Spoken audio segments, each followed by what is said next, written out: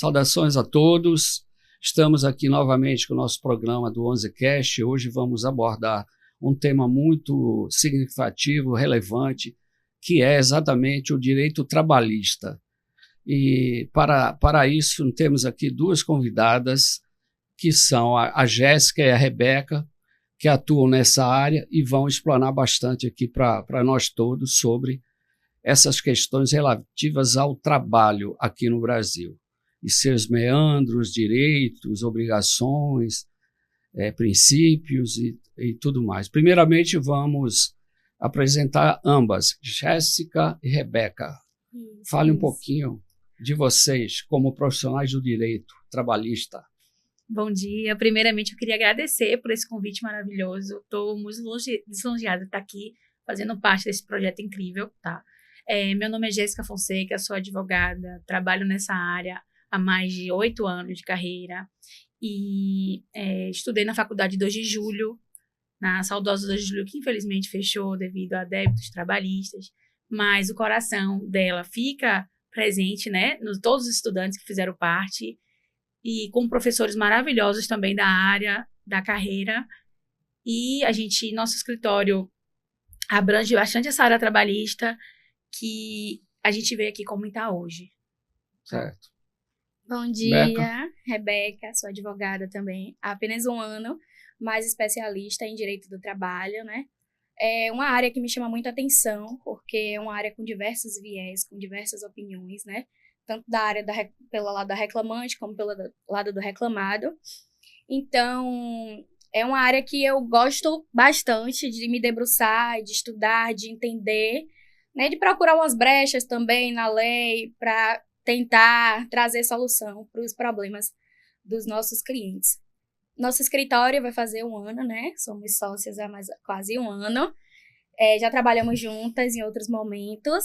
E a gente gosta de achar soluções, né, para os nossos clientes de todas as áreas, né? A gente também atua em outras áreas, temos outros parceiros, né, com a gente. E para mim é muito gratificante estar aqui hoje, sendo convidada pelo 11Cast, né? Esse projeto incrível, muito gratificante para mim participar. Tá bom, obrigado. Hoje. Quando você visitar Salvador, hospede-se no America Towers Hotel, situado no coração financeiro da cidade, a 300 metros do maior shopping center do Brasil, o Salvador Shopping, a 3 quilômetros da praia e 18 quilômetros do aeroporto. Fazendo a sua reserva pelo site do hotel, você utilize o nosso cupom e obtenha 11% de desconto. Estamos aqui para isso, né? Para dirimir dúvidas, esclarecer tudo. Para começar, eu queria que vocês dessem um panorama geral de como está o direito trabalhista hoje, 2024. Depois da reforma que houve, né? Em 2017, no governo Temer, e fez alguns ajustes e tal. E de lá para cá, a gente viu aí uma modificação muito grande nessas relações de trabalho, né? Enfim, de tudo que norteia isso. Então, eu queria que vocês falassem um pouquinho de lá para cá, o que modificou. Pronto. A respeito da reforma trabalhista, olhando no viés profissional da advocacia, a gente acha que houve um prejuízo para os trabalhadores, certo? Por quê? No viés trabalhadores, obreiros, porque muitos direitos foram alterados, foram modificados e, na viés do empregador, entrou em conciliação da necessidade do que era necessário se fazer. Né? No viés econômico, para o empregador, foi favorável.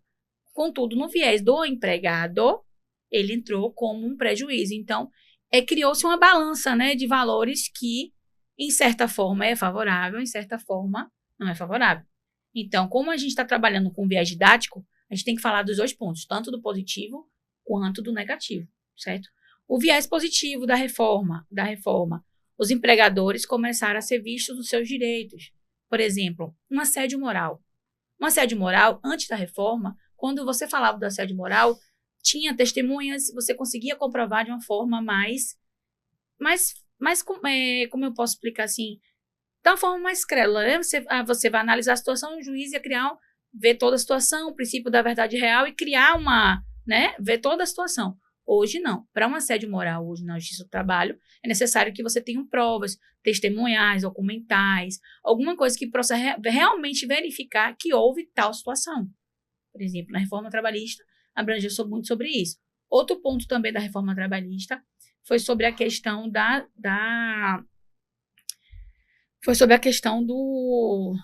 regime de trabalho do telepresencial, que contava todo o horário, hoje só conta horário trabalhado. Se você está trabalhando no horário, conta. Se não conta, não conta mais. Outro ponto também importante é sobre a questão do horário de ir para casa, que antigamente, antes da reforma, as 2 horas que você saía do seu local de trabalho, ele contava. Horário de deslocamento. O horário de deslocamento contava.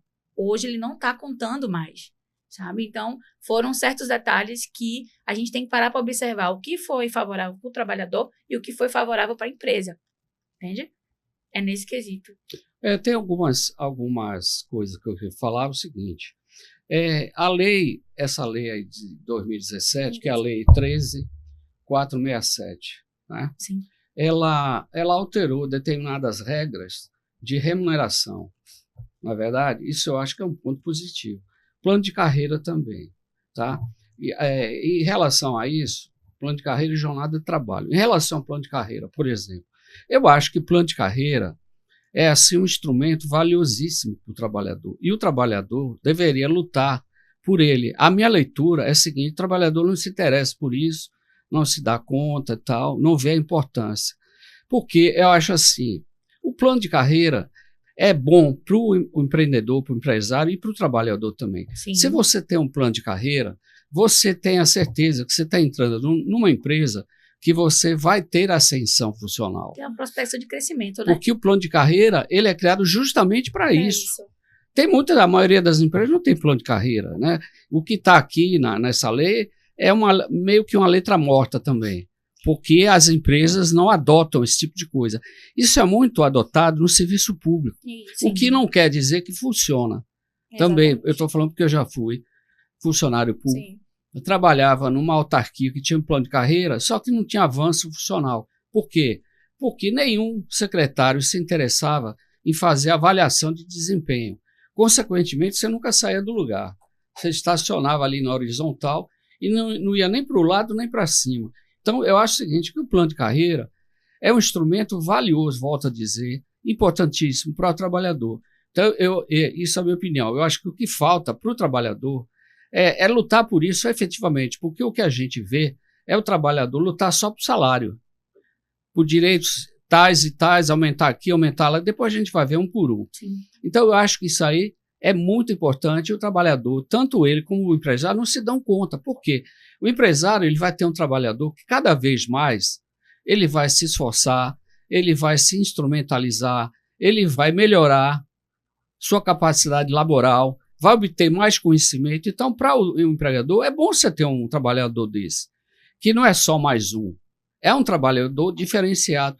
E isso aí pode impactar nos demais. Então, é um tipo efeito que se alastra para todos, entendeu? Então, o trabalhador ele vai entrar numa empresa sabendo que lá tem um plano de carreira e que ele vai ter ascensão, ele vai ganhar mais, entende? Vai ser reconhecido. E para o empreendedor é importante porque a rotatividade da mão de obra vai diminuir bastante. Não vai ser aquele negócio de entra e sai, entra e sai. Então, eu acho que esse aspecto é muito motivador, minha opinião. Outra coisa é que também ele regulou relações de trabalho que não estavam, digamos assim, previstas na CLT. Então, essa reforma foi positiva também, eu acho que foi positivo. Tá? Modalidades de trabalho, também novas modalidades, também houve essa abrangência. E também, qual é a outra aqui? Trabalho terceirizado, acho que teve também uma prestação de serviço. Exatamente, acabou com a imposto sindical, acabou com a contribuição, obrigatoriedade do imposto sindical. Isso, enfraqueceram os sindicatos, né? Mas O Brasil é um país sui generis. Você sabe que aqui no Sim. Brasil nós temos assim, ou tínhamos, não sei agora como é que está na época, 30 mil sindicatos. Nos Estados Unidos tinha 2 mil sindicatos. Olha só a diferença monumental, né? É. Cada categoria Era um sindicato. que aparecia tinha um Tinha um sindicato. sindicato. Assim, a questão da grávida e da lactante, ela também foi beneficiada, porque ela deixou de trabalhar em ambientes muito insalubres. E de periculosidade. De periculosidade também, que é pior do que insalubridade. Insalubre. Então, houve esse avanço. A gente tem que... e tornou os acordos coletivos prevalecentes sobre a legislação, ou seja, aqueles anteriores que já existiam passaram a ter prevalência. Eu queria saber se vocês estão de acordo com essas observações que eu fiz aqui. Eu tenho um questionamento referente ao plano de carreira. Certo.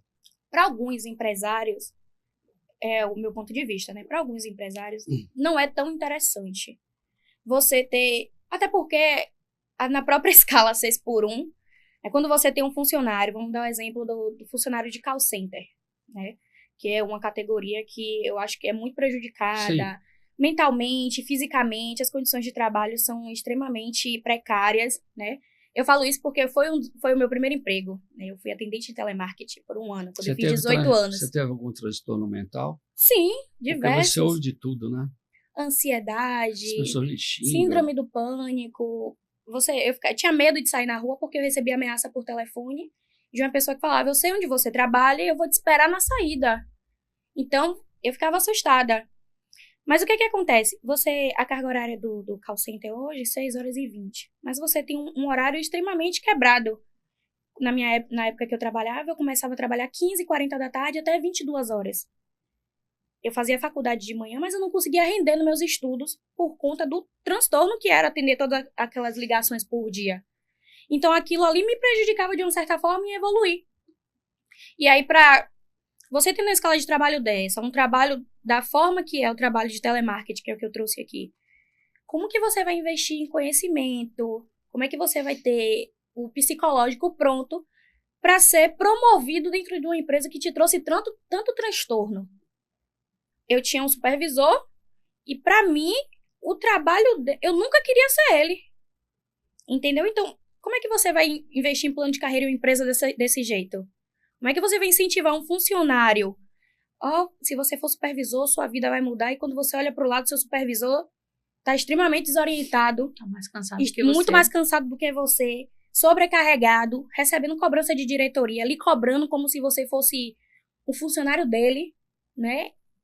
Então, quando você fala em plano de carreira, a gente tem que pensar também nas condições de trabalho. Ok, eu concordo com você, Rebeca, mas eu digo o seguinte: a gente sempre trabalha, como a própria legislação é assim, a gente trabalha na regra geral e não na exceção. Claro que tem atividades laborais que não lhe permitem você ter um plano de carreira. Você acabou de citar. Sim. E existem outros também. Existem, mas a maioria permite, sim, porque você tem uma série de funções.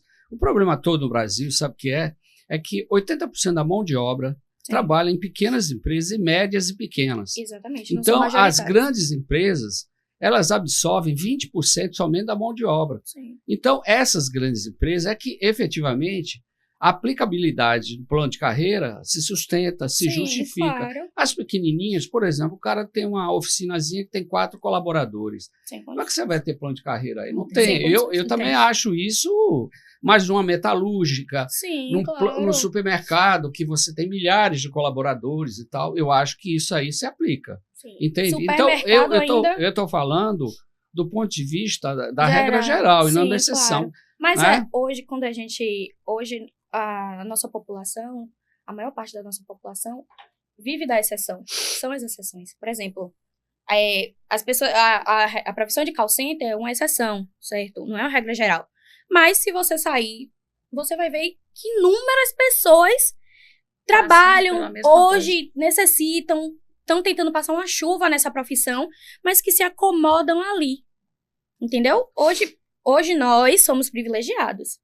Nós trabalhamos 5x2, eu tenho a minha escala de trabalho, eu sou autônoma, né? Eu faço a minha escala de trabalho. Querendo monopolizar essa questão, eu acho o seguinte: o problema do Brasil é a educação. O Brasil é um país que relegou a educação ao quinto plano e continua relegando. Claro. Então, você tem uma população, trabalhadores, pouco qualificados. Emprego no Brasil tem, sobretudo no Sul, não tem trabalhador. Porque nós temos uma parcela de analfabetos funcionais gigantesca. Sim. Entendeu? Então, isso é um entrave também. Agora, do ponto de vista do empresário, quando eu falo empresário, entenda, nós temos no Brasil pequenos empresários, sim, médios empresários. Empresários com E maiúsculo, você tem poucos. Que quando se fala em empresário, logo se imagina um cara que é rico, que está ali ganhando dinheiro e colocando um bocado de trabalhador ganhando o salário mínimo. Quando, a realidade do Brasil é outra. Se vende uma coisa, mas nós temos uma realidade completamente diferente. É a você troca, tem, né? N pessoas que trabalham em bairros periféricos das grandes cidades. A mulher que tem um salão de beleza, que ela se orgulha daquilo, sim, que ela tem 2 ou 3 colaboradores que trabalham com ela. Você tem o cara que tem uma pequena oficina, tá? No uma bairro padaria, lá, uma padaria pequenininha, um mercadinho, oficina mecânica.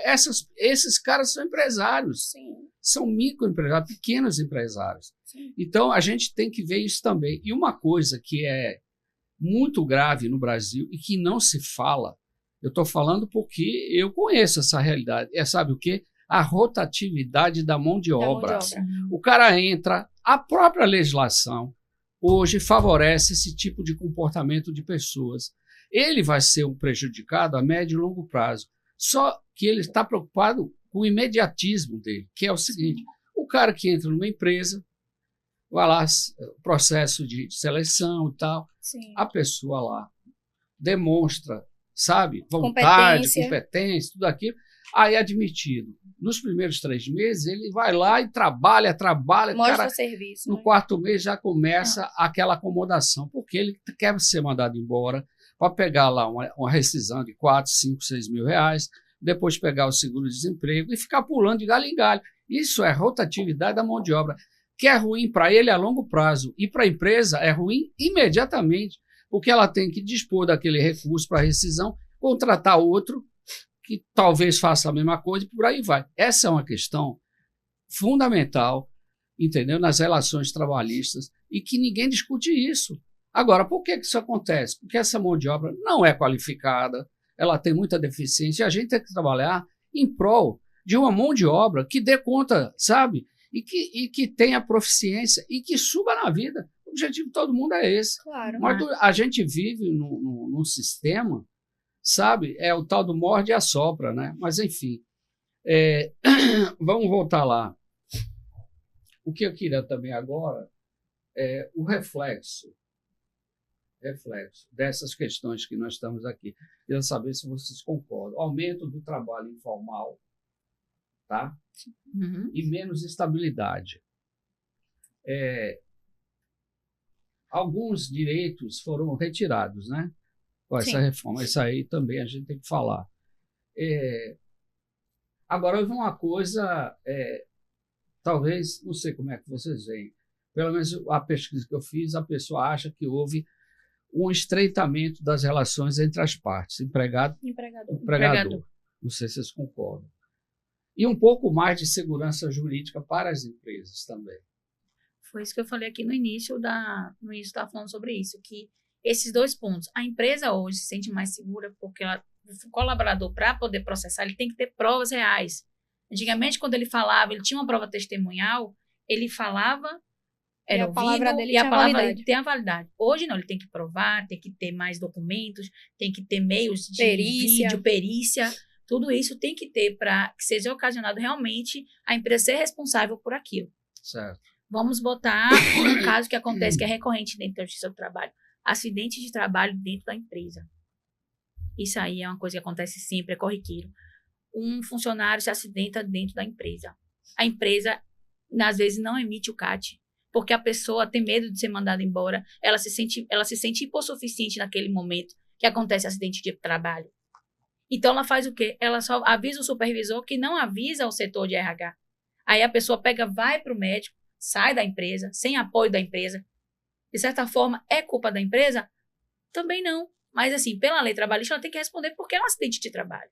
Mas a empresa não está nem sabendo que a pessoa se acidentou. Dentro da empresa, porque o supervisor não avisou o RH, o RH começar a tomar as atitudes, entende? Então, tipo assim, A surpresa para a empresa de um acidente de trabalho e o prejuízo do empregado por assumir aquela responsabilidade, porque tem sequelas no acidente de trabalho que não voltam mais. Tem casos que tem colaborador que fica com o braço completamente amputado, tem que, às vezes, fica sem força, perde hipertrofia, às vezes com a mão, atrofia. Tem muitos casos assim. E o que acontece? Ele sai da empresa, vai para lá, vai para o médico, às vezes nem pede às vezes o plano da empresa, vai para o SUS mesmo, pedir ajuda. Quando dá um mês depois, volta a trabalhar mesmo doente, esse caso que eu estou contando é um caso real, volta para a empresa, fica com a mão enfaixada dentro da empresa e depois que vai avisar, tipo assim, cria coragem para avisar a empresa, já está um pouco tarde para você avisar a empresa. A empresa vai acreditar em você? A justiça vai acreditar em você?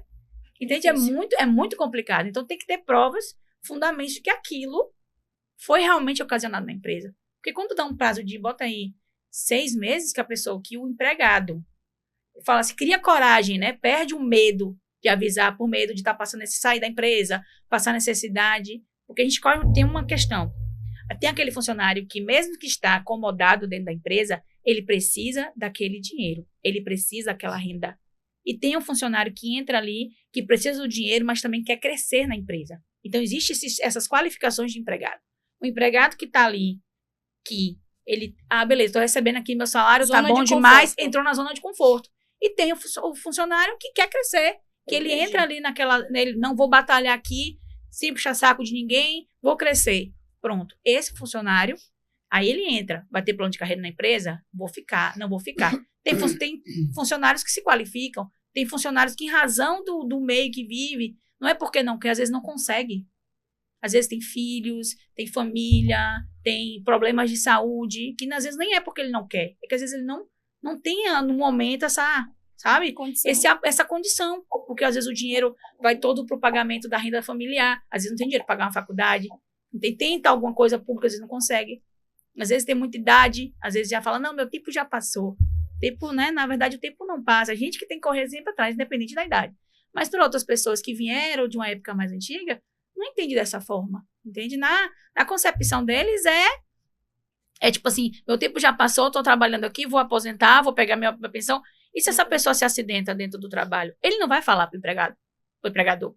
Ele não vai chegar, me acidentei, com medo de ser mandado embora, de sofrer retaliação dentro da empresa, entende? Então, o que acontece? Depois do tempo que ele cria essa coragem, ele tem que avisar. Vai avisar a empresa? Vai para a justiça, porque a empresa vai falar, vou te demitir, porque você não teve esse acidente aqui, você tá prejudicado a empresa, você tá tendo prejuízo. Tipo assim, não é que eu tô tendo prejuízo com você, mas tipo assim, na cabeça do empregador, eu posso estar prejudicando o empregador porque ele tá trabalhando com o menos o potencial dele, né? Porque às vezes, tá machucado na cabeça do empregador, machucou em casa e está querendo fupar a empresa. Isso acontece o tempo todo. Entende? Quer aplicar na empresa. Então, a gente vai fazer o quê? Botar na lista do próximo corte. Corta a pessoa. Entendeu? E a pessoa provar na justiça, fazer como? Aí tem que ter perícia, tem que ter análise, tem que ter estudo, tudo isso. Hoje em dia, após a reforma, tem que ter um bastante apontamento sobre isso, do acidente de trabalho. Então, isso é algo bastante positivo, né? Para o empregador. O empregador. O empregador, sim. O empregador, sim. Sim. O empregador, sim, porque assim, o empregador ele tem que ter a prova real do que está acontecendo. Inclusive, da nosso trabalho tem o princípio da verdade real, que é o que acontece dentro da audiência, o juiz ele tem a capacidade de analisar toda a situação para ver o que é verdade dali. O juiz tem essa capacidade de tirar ali, peraí, o que é verdade dos fatos, o que não é. Quem é que está inventando aqui? O advogado? O cliente? A parte autora, a parte ré? Quem está? Entendeu? Essa questão toda, o juiz tem essa capacidade de analisar dentro da audiência e com os documentos colacionados que o cliente, quando ele não vai para... Quando ele não faz esse apontamento na hora para a empresa, que é o que acontece muitas vezes com o obreiro, ele tem que provar que o acidente foi aberto. Inclusive, não abrem o CAT, né? Porque tem um CAT que é a comunicação do acidente de trabalho. Ele tem que abrir esse CAT, tem que avisar para a empresa abrir esse CAT. Acontece que, às vezes, a empresa não sabe, não abre, a pessoa não tem apoio do INSS, que é necessário para um acidente de trabalho, ou seja, perde direitos, mesmo tendo esses direitos. Isso aí, dentro dos princípios, dentro dos princípios do direito trabalhista, seria a regra da condição mais benéfica ou seria a regra da norma mais favorável? Na minha concepção, elas entraria são com a norma muito mais próximas, favorável. né? Você falou do juiz Exato. e tal. Seria, na verdade, entraria com a regra mais favorável.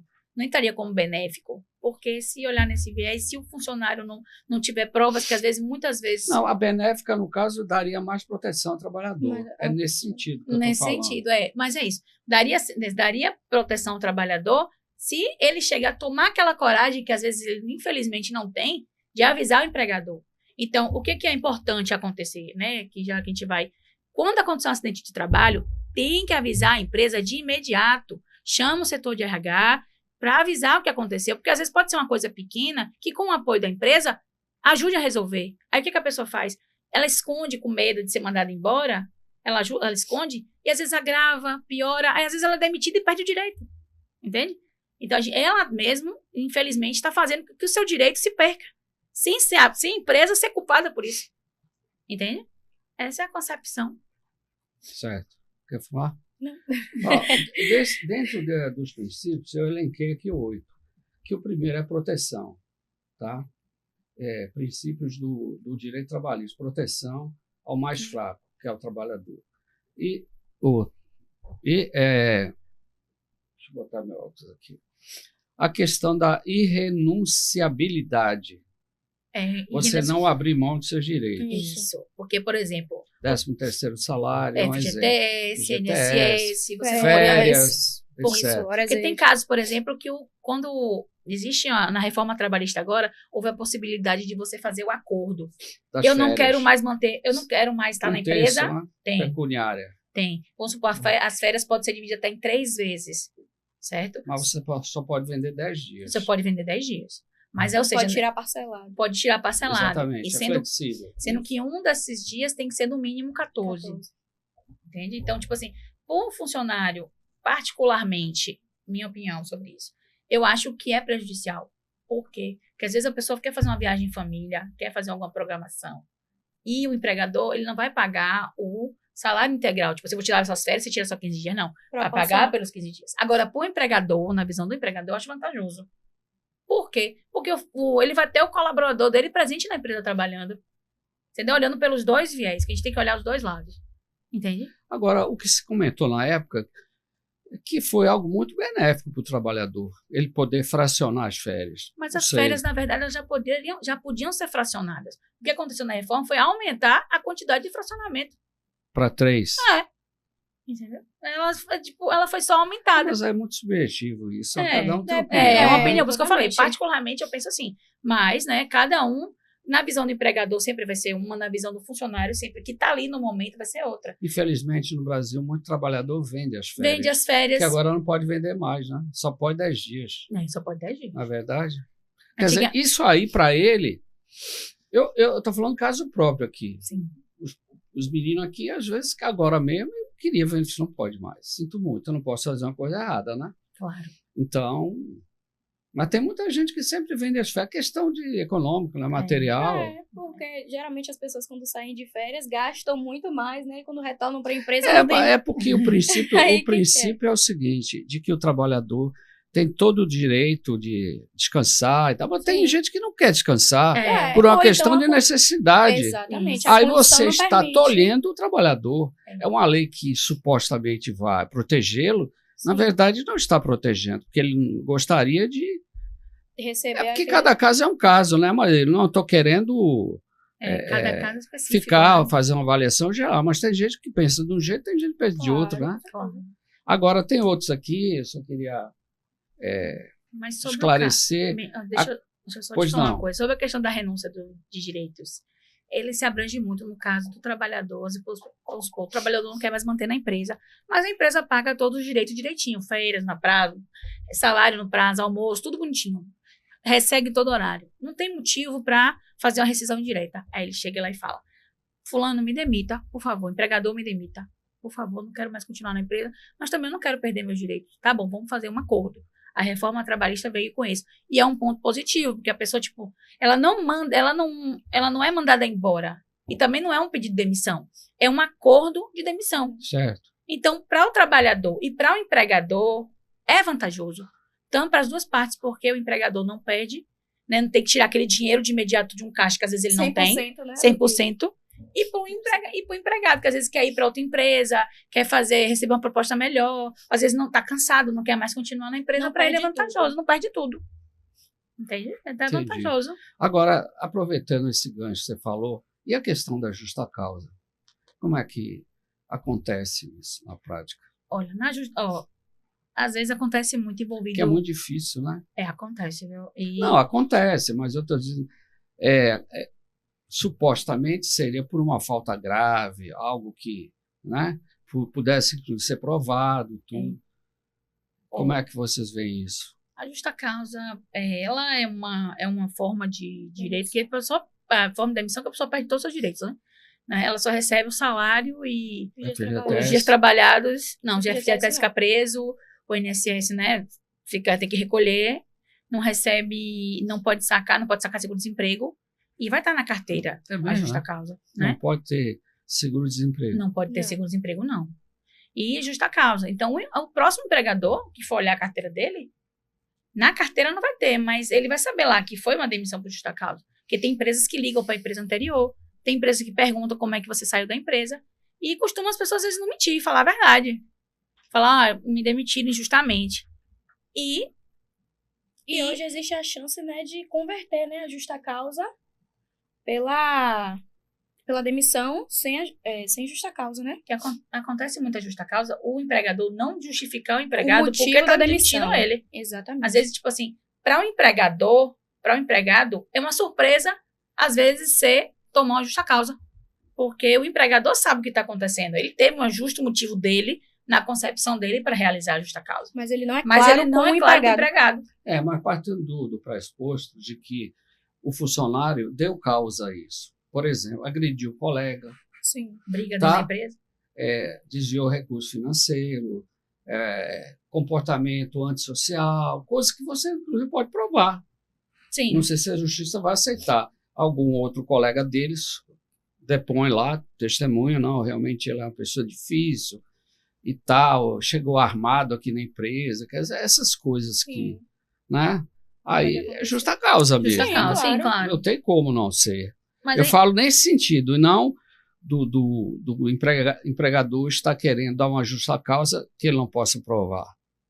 Difícil, na verdade. É difícil, eu sei. Quando prova assim, é um caso que a gente, na verdade, nunca pegou um caso assim, né? Eu nunca que ele está errado e ele querer processar a empresa. Exatamente. Sabe? A gente nunca pegou um caso assim. Ele pode processar por outros motivos. Eu fui demitido por justa causa, teve motivo, ok, mas eu não recebi minhas horas extras, mas eu sofri assédio, mas, entendeu? Ele tem os poréns dele. Por isso a gente pede a reversão para demissão sem justa causa. Sem justa causa. Mas não pelo fato dele não aceitar que ele foi demitido por justa causa, mas sim porque deixaram brechas, né? Demitiram com justa causa e deixaram brechas para o trabalhador procurar os seus direitos. Porque a justiça trabalhista é muito formal também, né? Aí você tem que seguir aquele rito que é determinado. Se você deixar de fazer uma coisa, aí você pode anular tudo, né?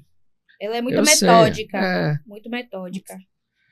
A questão também aqui, eu falei da primazia da realidade. É isso que você falou agora há pouco. Exato. É tornar inválido um contrato diante da realidade diferente daquilo que foi falado ou tentado, né? A inalterabilidade contratual. Como é? Lesiva. Isso. Tá? Aí só mediante acordo de ambas as partes. Isso, foi o que a gente falou o que rege. Não é isso? Intangibilidade salarial. Você não pode alterar salário, você não pode reter salário. Na verdade, intangibilidade seria isso. A regra da norma mais favorável, que eu já falei, regra da condição mais benéfica. Agora, os deveres dos trabalhadores. Vamos falar de deveres, que todo mundo tem claro. Direitos e deveres, que é cumprir ordens de serviço, que é a subordinação. Pontualidade, assiduidade, trabalhar com dedicação e zelo, respeitar colegas e chefes, que eu falei agora também. Sim. Guardar os segredos da empresa, que é um princípio fundamental. Você não pode sair por aí revelando coisas da sua empresa, né? É um sigilo profissional, né? Exatamente. Manter o ambiente limpo, zelar pela integridade do material de trabalho, utilizar EPIs, que é outra coisa, que é um problema terrível. Eu já trabalhei em grande empresa no Polo, o pessoal negligencia isso de uma forma terrível. E acontece um acidente por conta disso, e a pessoa sofre os efeitos. É complicado isso aí. As pessoas não entendem a importância, né, dos EPIs. Acredito que é só um detalhe. Um capacete, uma luva, mas... O que eles falam é que quando você coloca esses EPIs, você perde agilidade no trabalho. Reflexo, né? Eu já ouvi falar que perde reflexo. Atrapalha movimentos e tudo mais. Não deixa de ser razoável esse tipo de coisa, que acontece. Não, mas você tem que submeter a isso. Você está num ambiente perigoso, você pode cair de uma altura, né, considerável. Sim. Informar os superiores sobre riscos identificados. E aqui uma outra coisa também importante, fazer exames ocupacionais. Sim, periódicos, né? Chamados periódicos. Exato, Agora, direito dos empreendedores, que eu elenquei também. Cobrar pontualidade, isso aí já falou, né? Sim. Que é o contraponto do outro ali. Sim. Fixar prazos e metas para determinadas empreitadas, serviços. Exigir o cumprimento da jornada de trabalho, exigir sigilo de informações. Sim. Descontar o DSR. Descanso semanal remunerado. Isso. E feriados também. Caso o empregado falte sem justificativa.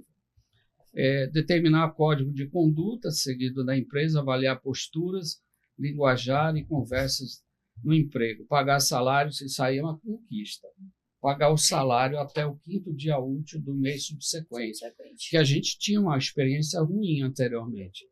Porque atraso de salário era uma coisa corriqueira, né? Até hoje acontece, viu? Não, acontece, mas a empresa está submetida a ser multada, né? Fiscalização, tudo. Mas, enfim. E aí, o que é que vocês podem... Disso que eu falei aqui, como é que vocês veem? A Kira fala sobre o assédio, que você falou há pouco tempo.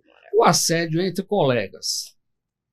Costumeiramente, a impressão que se dá é que o assédio é entre o chefe e o subordinado, entre o dono da empresa, empregado, e entre colegas. É comum acontecer isso? Muito. Acontece muito. É porque, na verdade, e aí, o demite assédio... os dois? Ou não? Aí depende muito da postura da empresa diante da situação, né? Eu acho assim, que se a empresa tem a possibilidade de manter os funcionários e os funcionários estão dispostos, quem foi assediado, claro, está disposto ainda assim a conviver no ambiente que o assediador, que é muito difícil, mas existem vários níveis de assédio, né? O que foi feito, o que foi falado. Se a empresa tem a capacidade de mudar de setor, mudar de horário e manter os funcionários e eles aceitarem, né? O assediado, na verdade, aceitar. Aí é uma condição que deve se levar em conta. Mas, caso contrário, aí a gente precisa estudar, né? O que vai ser melhor para... Eu sempre penso pelo lado da vítima. O assediado, o que vai ser melhor para ele daquela condição? Não é ser demitido, né? Vamos fazer um acordo, né? Hoje a reforma trabalhista nos dá essa possibilidade. Vamos fazer um acordo, né, com a empresa, e aí o assediador é demitido com justa causa ou sem justa causa, mas deixa de ter vínculo com a empresa, e o assediado faz um acordo, é remanejado, né? Então, eu acredito muito que vá dos princípios também da empresa, que vá da situação que ocorreu, né? O fato precisa ser analisado desde as suas primícias. E também o assédio moral é dividido muito em assédio moral psicológico, moral e sexual, né? Dentro da empresa. Independente de que seja de um colega de trabalho, você pode ir no banheiro, um colega de trabalho ir lá e te assediar.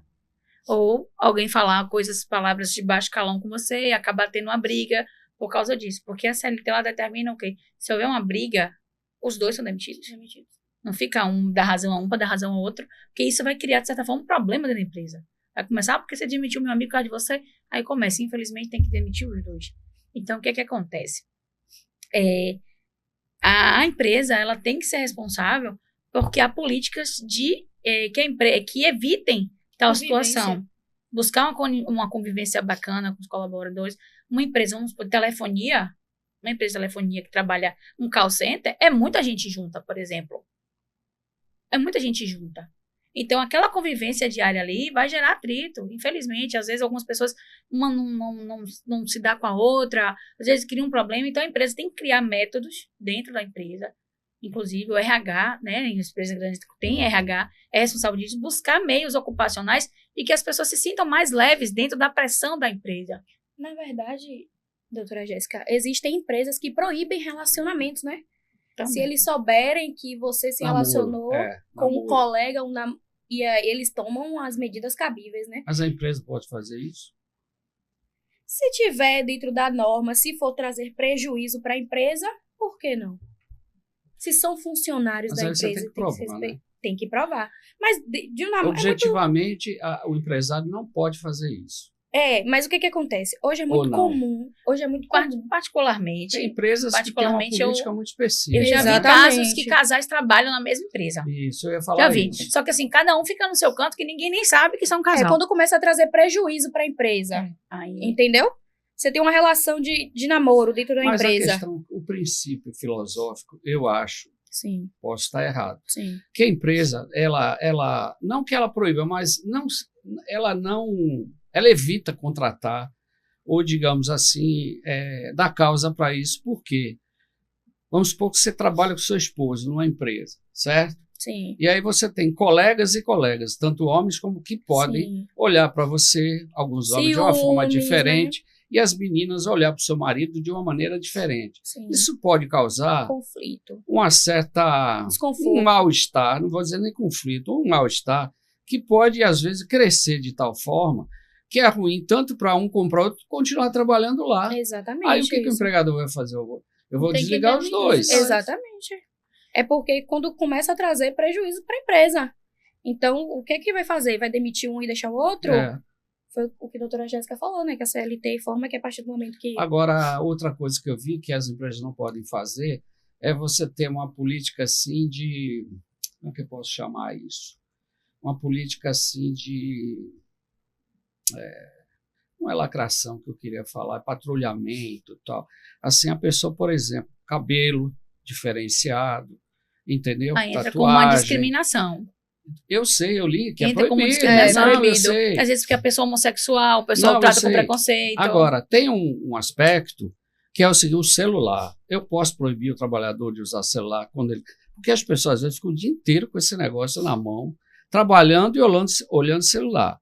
Eu sei que é difícil esse tipo de coisa, né? Você não pode também dizer que todo mundo faz isso, sim, porque é complicado, porque isso aqui realmente veio como uma coisa muito benéfica, né? Mas, por outro lado, também criou um vício tão grande, sim, que tem pessoas que não vivem mais sem, sim, isso, dormem com isso. Tem empresas que proíbem. Entendeu? Então, essa é a questão. Tem empresas que a empresa pode fazer isso? Quer dizer, você está falando que proíbe. Agora, e se o funcionário se sentir, digamos, prejudicado, ele pode acionar a empresa por conta disso? Quando você visitar Salvador, hospede-se no America Towers Hotel, situado no coração financeiro da cidade, a 300 metros do maior shopping center do Brasil, o Salvador Shopping, a 3 quilômetros da praia e 18 quilômetros do aeroporto. Fazendo a sua reserva pelo site do hotel, você utilize o nosso cupom e obtenha 11% de desconto. Se ele quiser ficar com o celular na empresa, nós temos a política de não ficar com o celular na mão. Se ele tem um justo motivo... Você pode pactuar isso por escrito com todos os empregados, e quem concordar assina, ou isso é um negócio ilegal? Não, se for assim, eu acho a empresa fazer formalmente, não. Aí teria que ter uma convenção coletiva, teria que ter um acordo coletivo para ver se é vantajoso, o que a empresa vai ter de prejuízo sobre isso. Porque eu não posso simplesmente falar assim, hoje você não vai andar de azul. Porque eu sou dono da empresa, você não vai andar de azul, não gosto de azul, você não vai andar. Entende? Aí o que acontece? O celular hoje é um meio de comunicação.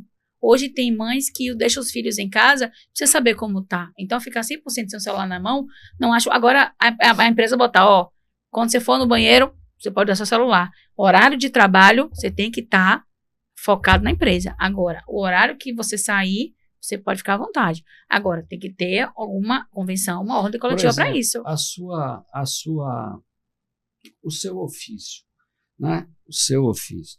Vocês, como profissionais do direito privado, particularmente do trabalho, ou qualquer outro ramo, vocês têm que ter uma indumentária específica.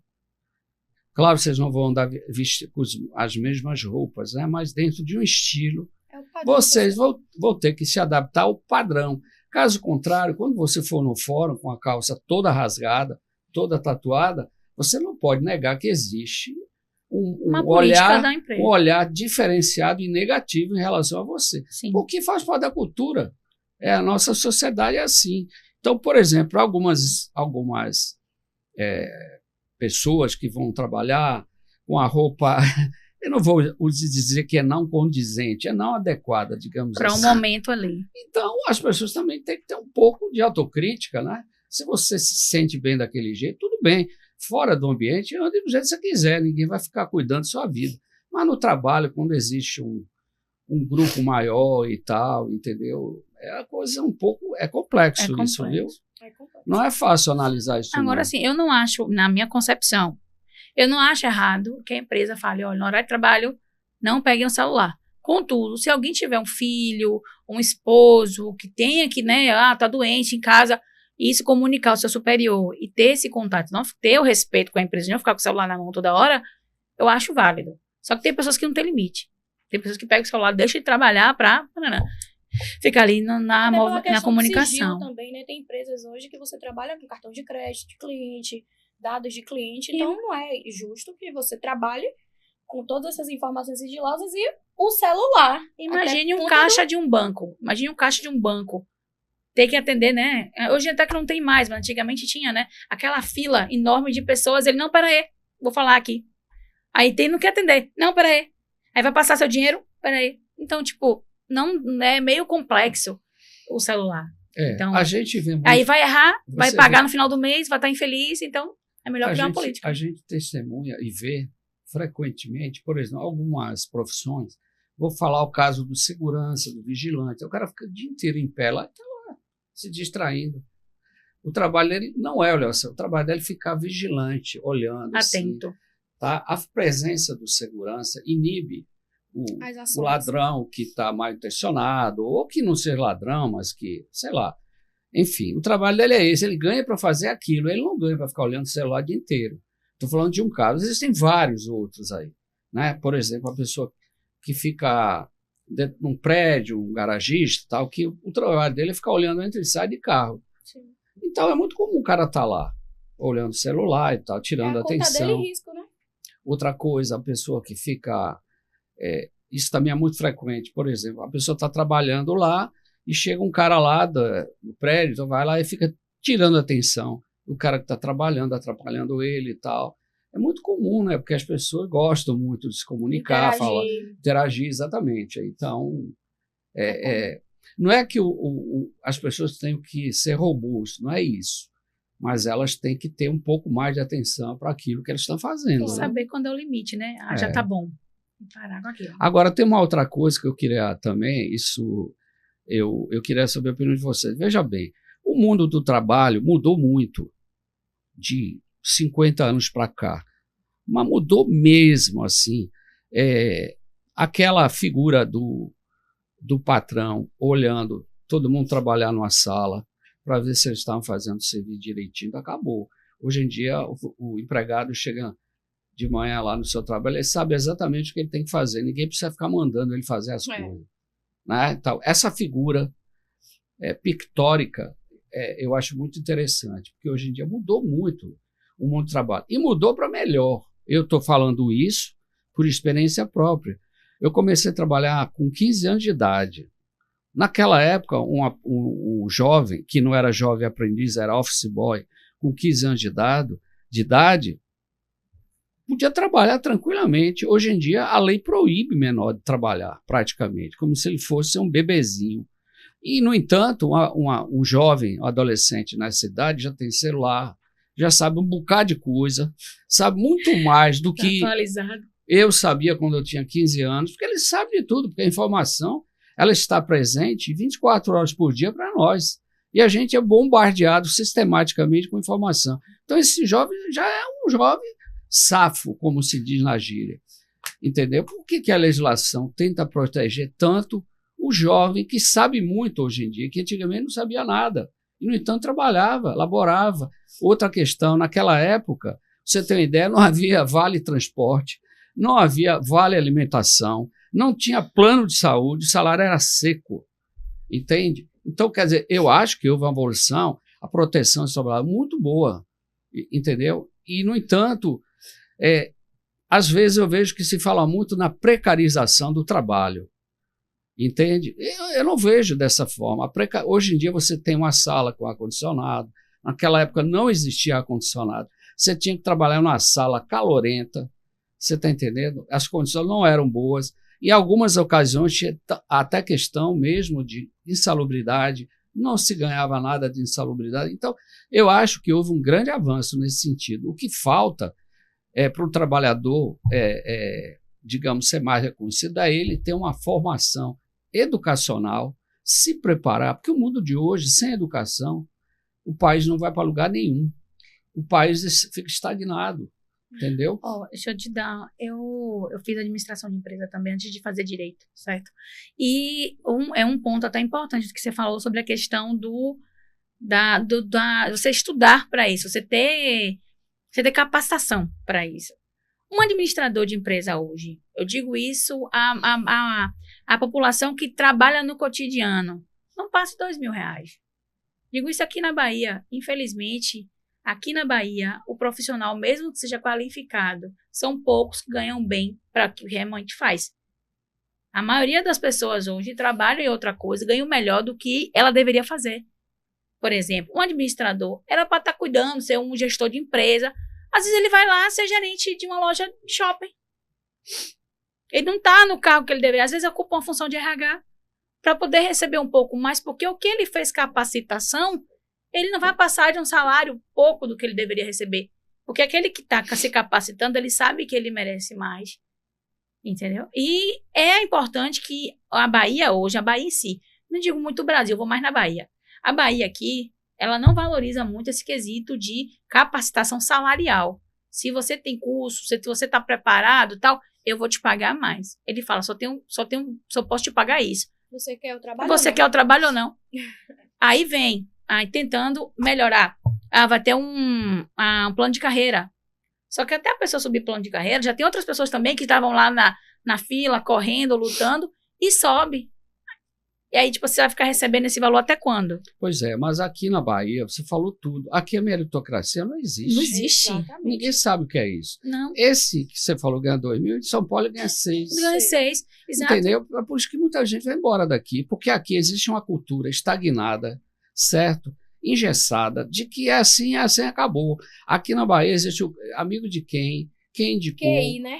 Exatamente, mas isso é uma realidade local, não é do Brasil. Por isso que eu falei a Bahia, porque aqui, Entende? infelizmente, Agora, e muito emprego informal. A questão da educação é fundamental. Sim. Pra você ter ideia, na década de 1960, a Coreia do Sul, que hoje é um tigre asiático, tem um PIB gigantesco, grandes marcas aí, automóveis, etc., aparelhos de televisão, outros itens tecnológicos, ela era muito mais pobre que o Brasil. Hoje, a renda per capita da Coreia do Sul é $40 mil, o Brasil é 10 mil. Ela superou, era um país paupérrimo. Por quê? Qual o motivo da transformação?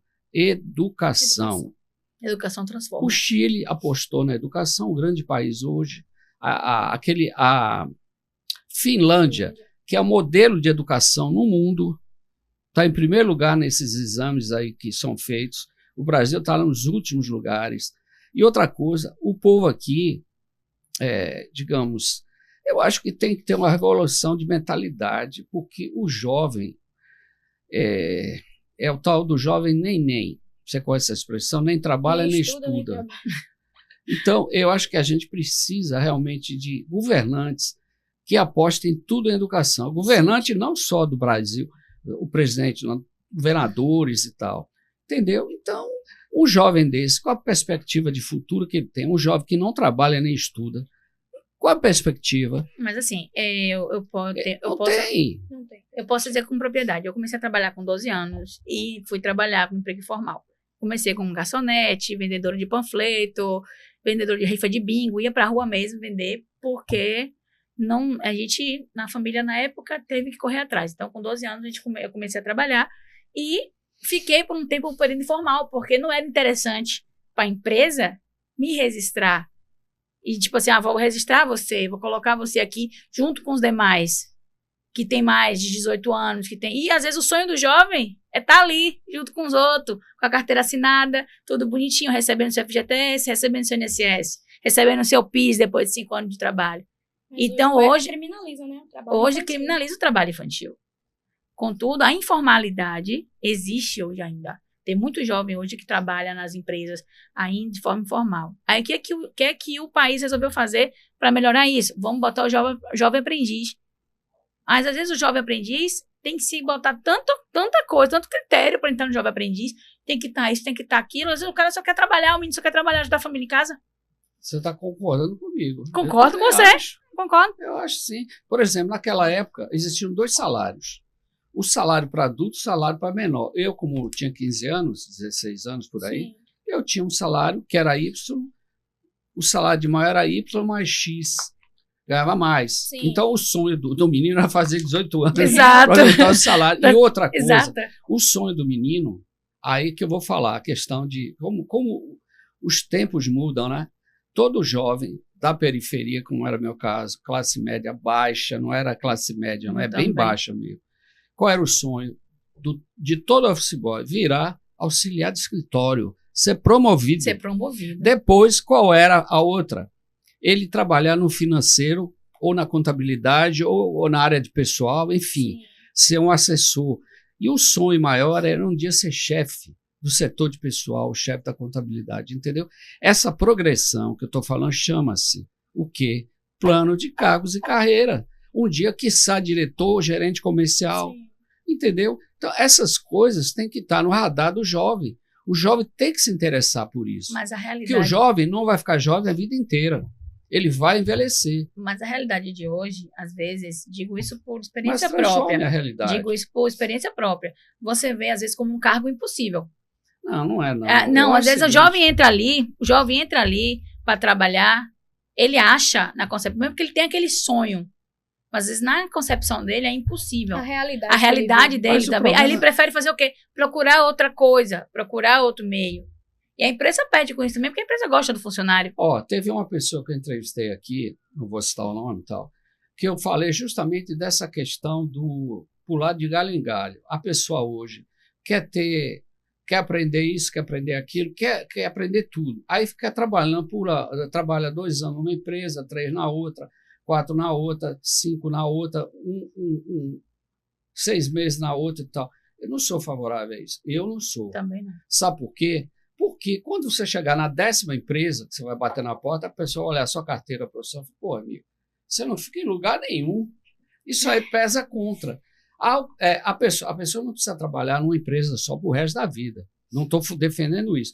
Mas eu acho o seguinte, a pessoa que não sabe o que quer, vai chegar uma hora que ela já está com 55 anos e não sabe ainda o que quer da vida. Você tem que definir em algum momento, e de preferência, quando você é jovem ainda, o que é que você vai fazer na vida. Você não preferiu ser advogada? Você não escolheu? Você não está satisfeita? Então, eu acho que todo mundo tem direito de ser feliz, tem direito de, sabe, batalhar muito, né? Independentemente de em que atmosfera, em que comunidade você esteja inserida. Se a comunidade ela não reconhece você, procure outra. Ou insista e se sobreponha a essa realidade.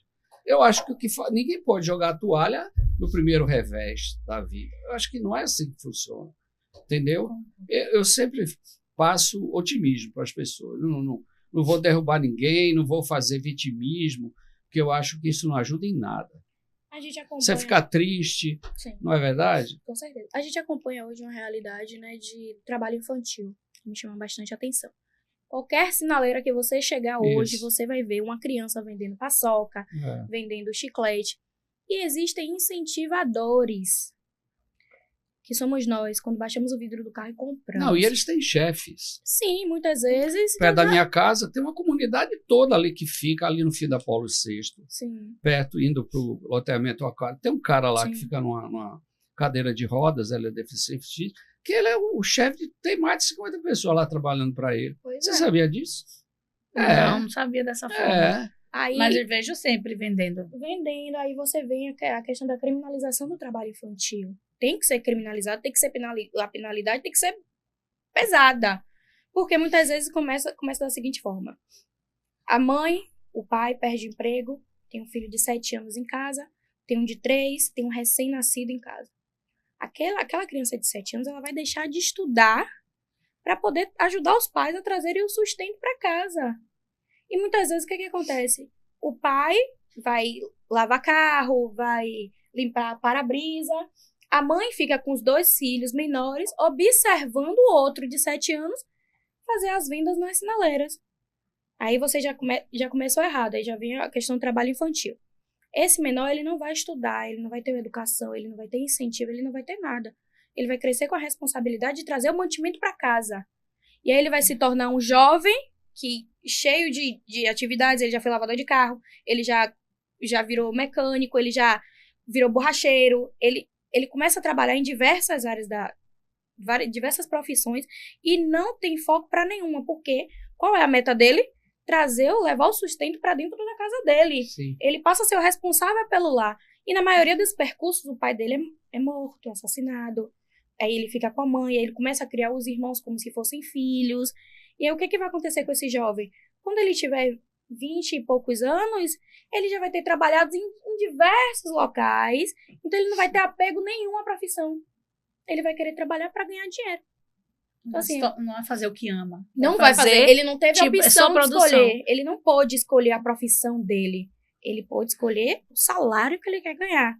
Ou eu tô ganhando 1.000, mas eu preciso ganhar 2.000 porque meu irmão teve um filho, porque as despesas de casa aumentaram, então eu vou aqui arranjar um outro trabalho. Vou trabalhar em 2 lugares, vou fazer o famoso bico, né? Ele vai trabalhar de carteira assinada, mas nas horas vagas ele vai fazer um bico de alguma coisa, ele vai procurar outra função, ele vai virar uma pessoa autônoma, vai vender também alguma coisa. Então, assim, a realidade do Brasil hoje é essa, né? As pessoas da periferia, elas, infelizmente, na maioria das vezes, não podem escolher com que vão trabalhar. O trabalho que, na maioria das vezes, escolhe elas. Essa realidade chegou a esse ponto, por que razão? Por causa dos nossos governantes. Na minha época Claro, não tinha isso. tem os Hoje em dia, por culpados. exemplo, cada localidade da periferia tem lá um chefe lá do tráfico. Infelizmente, debandou para isso. Não tem um lugar no Brasil mais que não seja assim. Eu digo de periferia e tal, Sim. de região de pobreza e tal, que infelizmente aconteceu, não deveria ter Sim. chegado a esse ponto, né? Nós não temos programa de moradia, nós não temos programa do governo para educação, saúde precária, tudo isso, entendeu? Tudo isso foi que os governantes geraram para o país, né? Infelizmente, enquanto países outros cresceram absurdamente, entendeu? Praticamente acabaram com isso. O nosso país é um país rico, não é um país pobre. Aqui, tudo que você planta, como o Pero Vaz de Caminha já falava lá em 1500, não é? Dava certo. Mas, enfim. Mas sobre a educação, está tendo até uma prática importante que está acontecendo nas escolas, que o projeto se você está na escola, você está de forma assídua nas escolas públicas, você recebe uma bolsa de até R$200. Pé de meia, né? É considerado como um pé de meia. Programa Então, pé de o que meia. que faz? As mães enviam os filhos para a escola para que eles possam receber. Eu conheço jovens hoje que vão para a escola e pagam suas continhas, compram sua roupa parcelado, paga, ou seja, está estimulando, ele está na escola e está estimulando ele ter uma vida social. É o quê? Comprar sua roupinha, comprar seu caderno, porque R$200 para um jovem que é da periferia, que não tinha nada, é muito dinheiro. Até para ajudar nas Até para despesas de de casa. casa. Ele pode dar metade para a mãe e fica com R$100 para comprar um lanche, para comprar uma roupa, para comprar alguma coisa. Então, eu acho que essa tentativa do Estado de puxar o aluno para a educação, mesmo que seja um pouco de forma monetária, né? Você está aqui, eu estou te dando um valor de uma bolsa Incentivo, né? para que você possa estar com a gente estudando. Então, está unindo o conhecimento com a tentativa de, com a educação você tem vantagens. Então, nessa união, ele vai fazer dar certo. E eu estou achando um projeto interessante. Inclusive, a última pesquisa que eu vi disse que 75% dos alunos, que antigamente estavam em 25% dos alunos da escola pública, aumentou para 75%. Eles estão buscando aumentar para 90%. Então, a assiduidade dos alunos que recebem a bolsa estão ali por causa da bolsa. Que antigamente o pessoal estava por causa da merenda. Hoje é por causa da bolsa. E se o aluno não for, ele perde. Ele perde a bolsa. Se ele tiver 5 faltas, ele perde. Agora, eu queria, antes que a gente caminhe mais para o final, eu queria que você falasse um pouquinho sobre o mundo do trabalho no período da pandemia. Sim. Tá? Que surgiu o trabalho remoto, o office também, né? Home office. Home office. Queria que vocês falassem um pouquinho sobre isso. Porque isso impactou muito, né? No trabalho, no mundo do trabalho. E continua até hoje. Sim, é uma coisa que chegou para ficar, né? Hoje você já vê vagas de emprego para home office. Você vê empresas já contratando para o funcionário trabalhar de casa, né? Porque diminui, de certa forma, o custo do empregador. Ele não vai ter custo com aluguel de sala, com internet, com energia, com transporte do funcionário. Então, é uma certa... veio para ficar. Eu acredito que daqui para frente isso só traga benefícios. Até porque a tecnologia avançando da forma que está, hoje o funcionário está trabalhando e o empregador está acompanhando de casa o que ele está fazendo em tempo real. Está acompanhando o desenvolvimento, se o funcionário está batendo as metas que a empresa estipula. E outra, o fato de muitas vezes você estar em casa, você trabalha no conforto do seu lar, você não tem que pegar trânsito, você não tem que lidar com outras pessoas na rua, ajuda até eu acredito que no desenvolvimento do funcionário, né? É menos cansativo, é menos estressante, o funcionário tem mais disposição. Eu acredito que a forma de trabalho remoto que a pandemia trouxe só trouxe benefícios para ambas as partes. Outro ponto importante também foi acerca da justiça, porque ela colocou também, criou as audiências telepresenciais.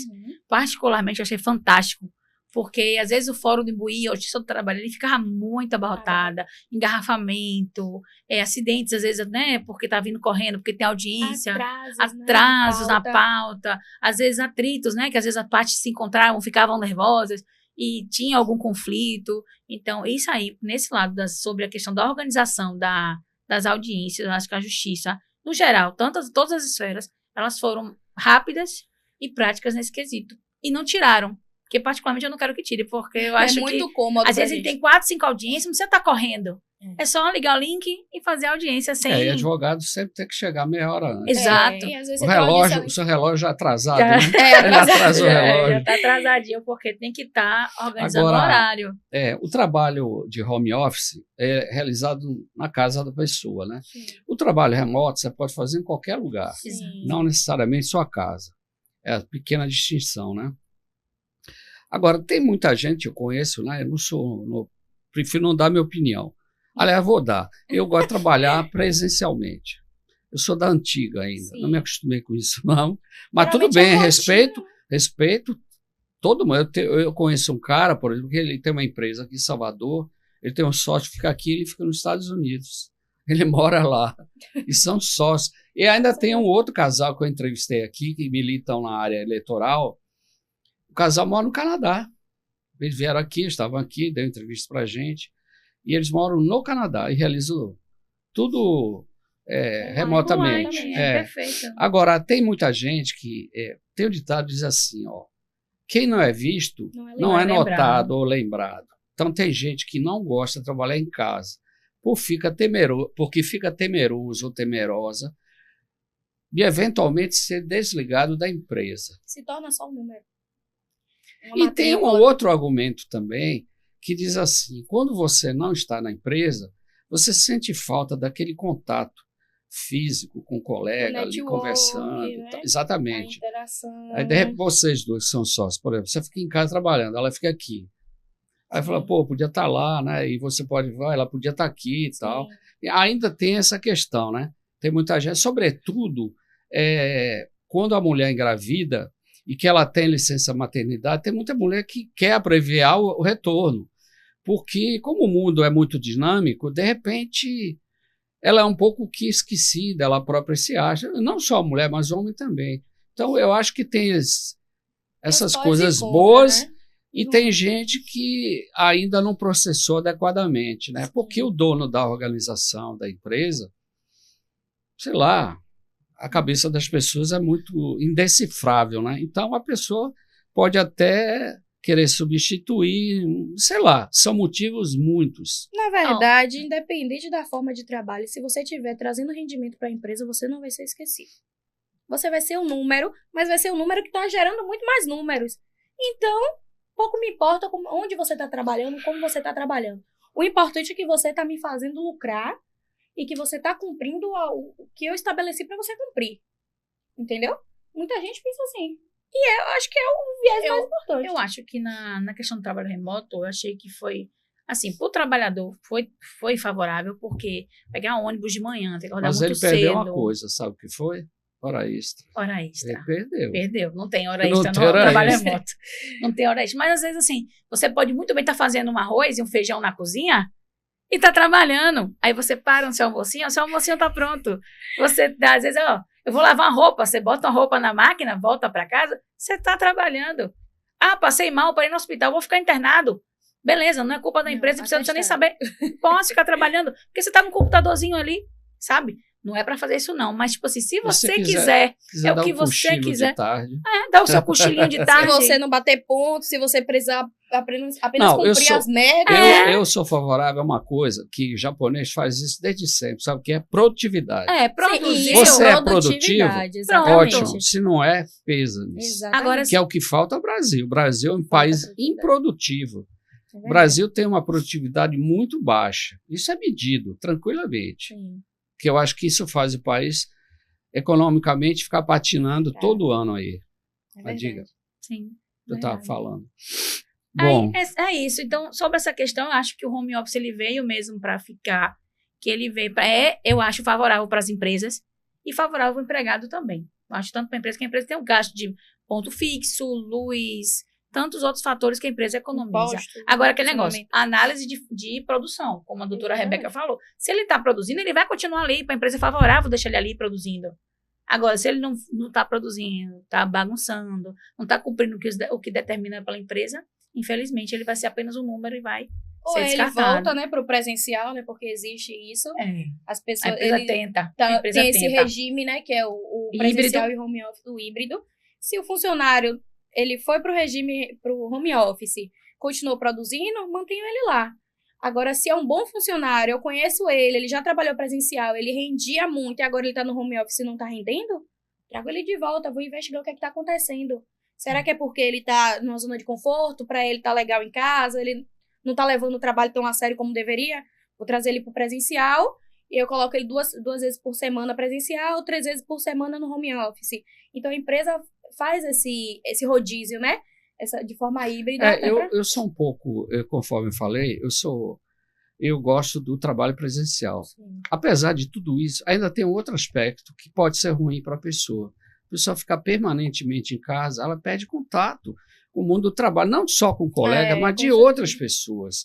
Você não está na roda viva. É o network. Entendeu? Hoje... Então, eu acho... Exatamente, Eu acho isso uma coisa assim, tudo bem, legal, confortável, tá junto do X, mas chega uma hora que dá um tédio, eu acho. Mas é porque tudo na vida dá tédio, aquela coisa repetitiva monótona, e tal. Né? O grande desafio do mundo do trabalho, sabe o que é? Que eu acho, pelo menos eu sempre procurei ser assim. Eu tenho uma empreitada para realizar, vou lá, cronometrei, fiz em 2 horas e 30 minutos. Quando você está fazendo isso, você descobre caminhos que podem encurtar o tempo e render a mesma coisa. Sim. Entende? Eu acho que o grande você é produtivo. Safo da coisa, o grande objetivo. E outra coisa, você aprende fazendo aquilo, agrega conhecimento, você cresce profissionalmente, tudo isso faz parte desse mundo aí. Né? E não fazer repetidamente aquilo por fazer, mas descobrir certos meandros que você acaba descobrindo no trabalho e que você acaba agregando mesmo cultura, conhecimento, erudição, seja lá o que for que você queira chamar, entendeu? Então, acho isso muito, muito importante. Mas, assim, um ponto interessante, porque eu sou da regra antiga. Eu gosto desse método presencial, eu gosto de estar conversando, adoro estar com várias pessoas. Eu sou desse tipo de pessoa. Adoro assim. Só que, assim, se você olhar pelo viés que o home office, ele veio, e a gente pode, vamos supor, A gente é advogado, a gente pode fazer uma audiência lá no Mato Grosso do Sul. É. A gente pode prestar serviço para uma empresa De outro país. de outro país. E a gente está aqui no mesmo lugar. A gente pode estar almoçando todo mundo junto no mesmo lugar, fazendo essa conexão ainda entre amigos que existem ainda, né, de família, amigos e tal. E tá prestando serviço para outra empresa. E tá ganhando mais. Isso, na minha concepção, acho que faz a economia rodar, sabe? Que às vezes a pessoa que tá lá no Sul, só a galera do Sul que ia receber mais. Por exemplo, tá? Não tô falando que lá paga mais. Por receber mais. Ou alguém que tá fora do país, paga em dólar. Eu vou receber mais, tô trabalhando em dólar. Então, isso gera economia. Vai ter mais conforto, vai ter mais vantagem. Então, na minha concepção, apesar de eu também amar o presencial, adorava ir para aquela correria do fórum, mas hoje o telepresencial, o home office, ele veio para ficar e só tende a aumentar. Aí depende também, sabe o quê? Do perfil de cada pessoa. E Tem da pessoa que se função que a adapta pessoa- melhor a se isso. adapta. Da profissão Tem também. outros que não, que preferem. Não é que você tenha que ser assim ou assado. Sim. Só pode ser Vai dos dois acontecendo, jeitos. né? Vai acontecendo. Agora, vamos falar finalmente sobre a jornada 6x1, que a gente começou a alinhavar aqui antes de iniciar o programa. E aí, como é que vocês veem isso aí? 6x1 versus 4x3, não é isso? 5x2. 5x2 também. 5x2. Quer começar? Não pode começar, fica à vontade. Particularmente, eu acho que essa lei tinha que ser da deputada. Eu acho uma lei vantajosa, porque assim, hoje a gente fizer uma pesquisa, 30% da população está com burnout por causa do excesso de trabalho. Então, o que significa 6x1? Você trabalha 6 dias e folga 1. Você tem uma jornada de 44 horas semanais. Então, vamos botar comigo aqui. Se você trabalha de segunda a sexta, 8 horas de trabalho, para ter uma folga remunerada no sábado e no domingo. Isso é o padrão da maioria das empresas, certo? Só que existe uma grande parte também, vamos botar shopping, restaurante, hospital, que são necessários que abram no sábado e no domingo. Hospital tem que abrir todo 24 dia. horas, não tem, hotel. Ou seja, então horas. como é que funciona esse pessoal? Quer dizer, então, que tem apenas esquecido? Não. Então, esse pessoal, eu encaixo que tem que se enquadrar no 5x2. Eles terem que trabalhar 5 dias e ter direito a 2 dias de folga, inclusive na semana e no final de semana. Porque a CLT diz o quê? A CLT chega para mim e diz, olha, o funcionário ele tem direito a ter uma folga na semana. Preferencialmente aos domingos. Não é obrigatório, é preferencialmente. Então, se o empregador chegar e falar assim, você vai ter folga toda a terça, o domingo do obreiro, acabou. Porque ele vai trabalhar todo dia, vai folgar na terça. Só que no domingo, que ele trabalha domingo, ele tem que receber dobrado, porque é domingo. Entende? Ele tem que receber dobrado, porque é domingo. Então, ele deixou de viver com a família aquele domingo, ele deixou de fazer as coisas que tem que fazer no cotidiano. Então, eu concordo de que essa carga horária de 44 horas, ela seja reduzida para 40 e que realmente tenha folga de 5x2. Porque se você botar num viés um pouco mais antigo, os trabalhadores, eles trabalhavam 18 horas antes da CLT. Eles estavam chegando a trabalhar 12 a 18 horas, com crianças trabalhando, adultos trabalhando, numa carga horária de 18 horas. Era praticamente escravidão antes da CLT. E 43. Antes de 43, inclusive, né? Antes da CLT. Então, o que acontece? Esse período foi sendo reduzido por uma busca de melhora de qualidade de vida dos trabalhadores. E eu particularmente concordo, porque assim, quanto mais qualidade de vida tem, mais produtivo você fica. Se você tem uma boa noite de sono, se você passou um dia com sua família, se você parou para descansar, no outro dia você produz muito melhor do que você ter que chegar no seu único dia de folga, você vai lavar roupa, fazer comida, arrumar casa, porque a mulher vai cuidar dos filhos. Ela vai fazer 1001 coisa, a mulher não tira para descansar. Então, se ela tem um dia a mais, um período a mais para ter esse descanso, até a saúde mental dela seria melhor, vantajoso, tanto para o homem quanto para a mulher.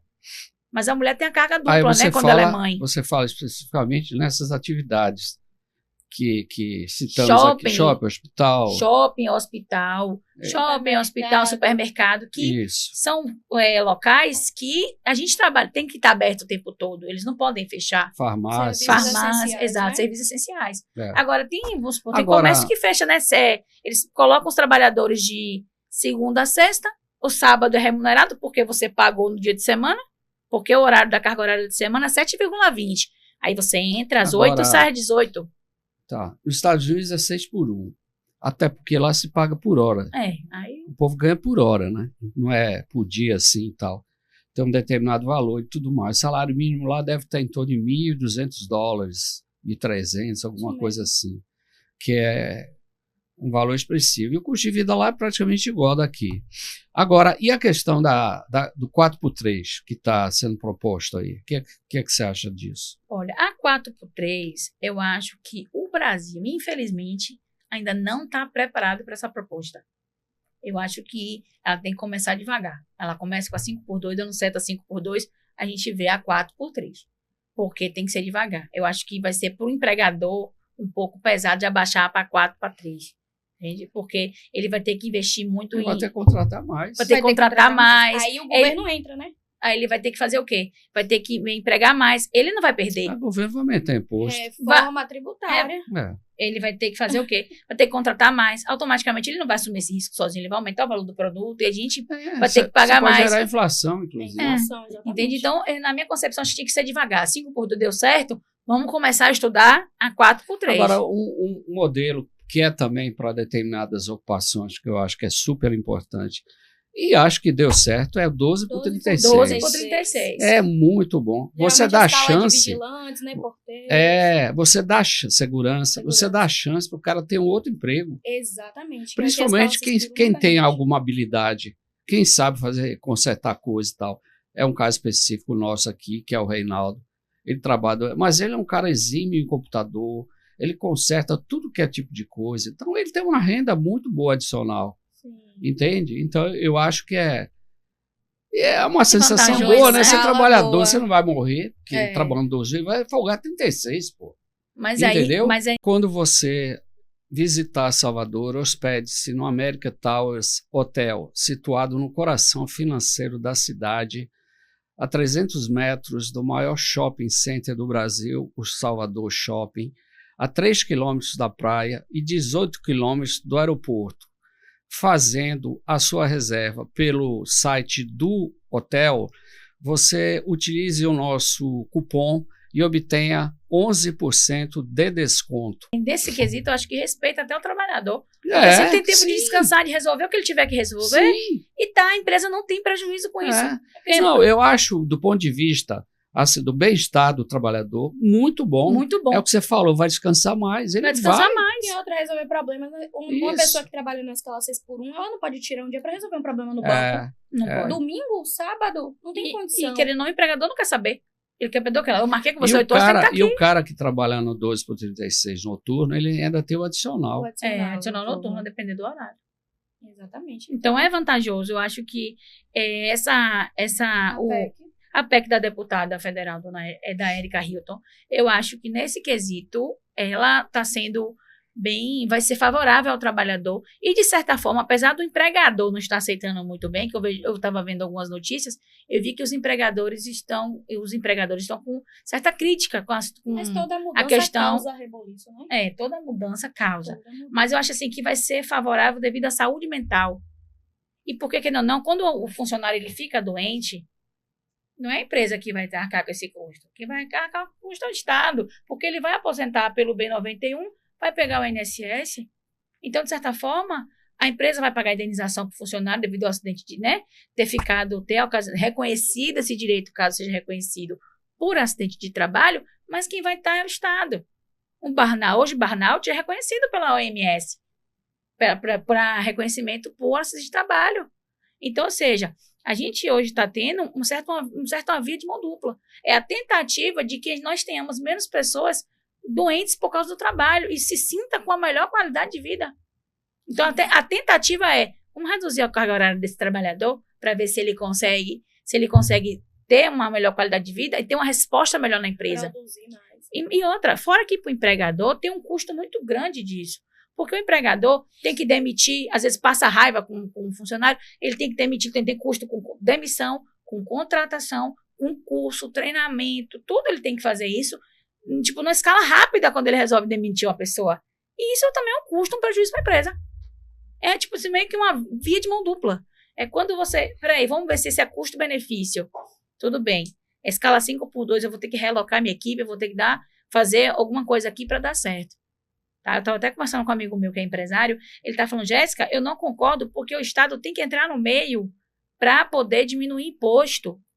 Reforma tem que diminuir imposto para ajudar o empresário. Concordo com você. Mas, inicialmente, aqui a gente tem que ver o obreiro, ele tem que ter saúde mental para poder ter uma melhor produção. Se você acha que seu colaborador não está produzindo, deixe ele voar para outra empresa. Demita ele, deixe ele voar para outra empresa, porque outra empresa vai ter um lugar para ele. O empregado é a mesma coisa. Se ele acha que não está dando certo ali, mas é aquele negócio, não está dando certo para mim, mas eu sou obrigada a ficar. Isso já aconteceu comigo. Eu não saí da empresa, tá passando, tipo assim, tá arrasada, mas tem que estar ali, porque antes de ser advogada eu trabalhava em empresas também de carteira assinada. Então, eu passava, não posso sair porque eu não tenho para onde ir. Se eu pedir demissão aqui, eu vou me pagar aluguel no final do mês.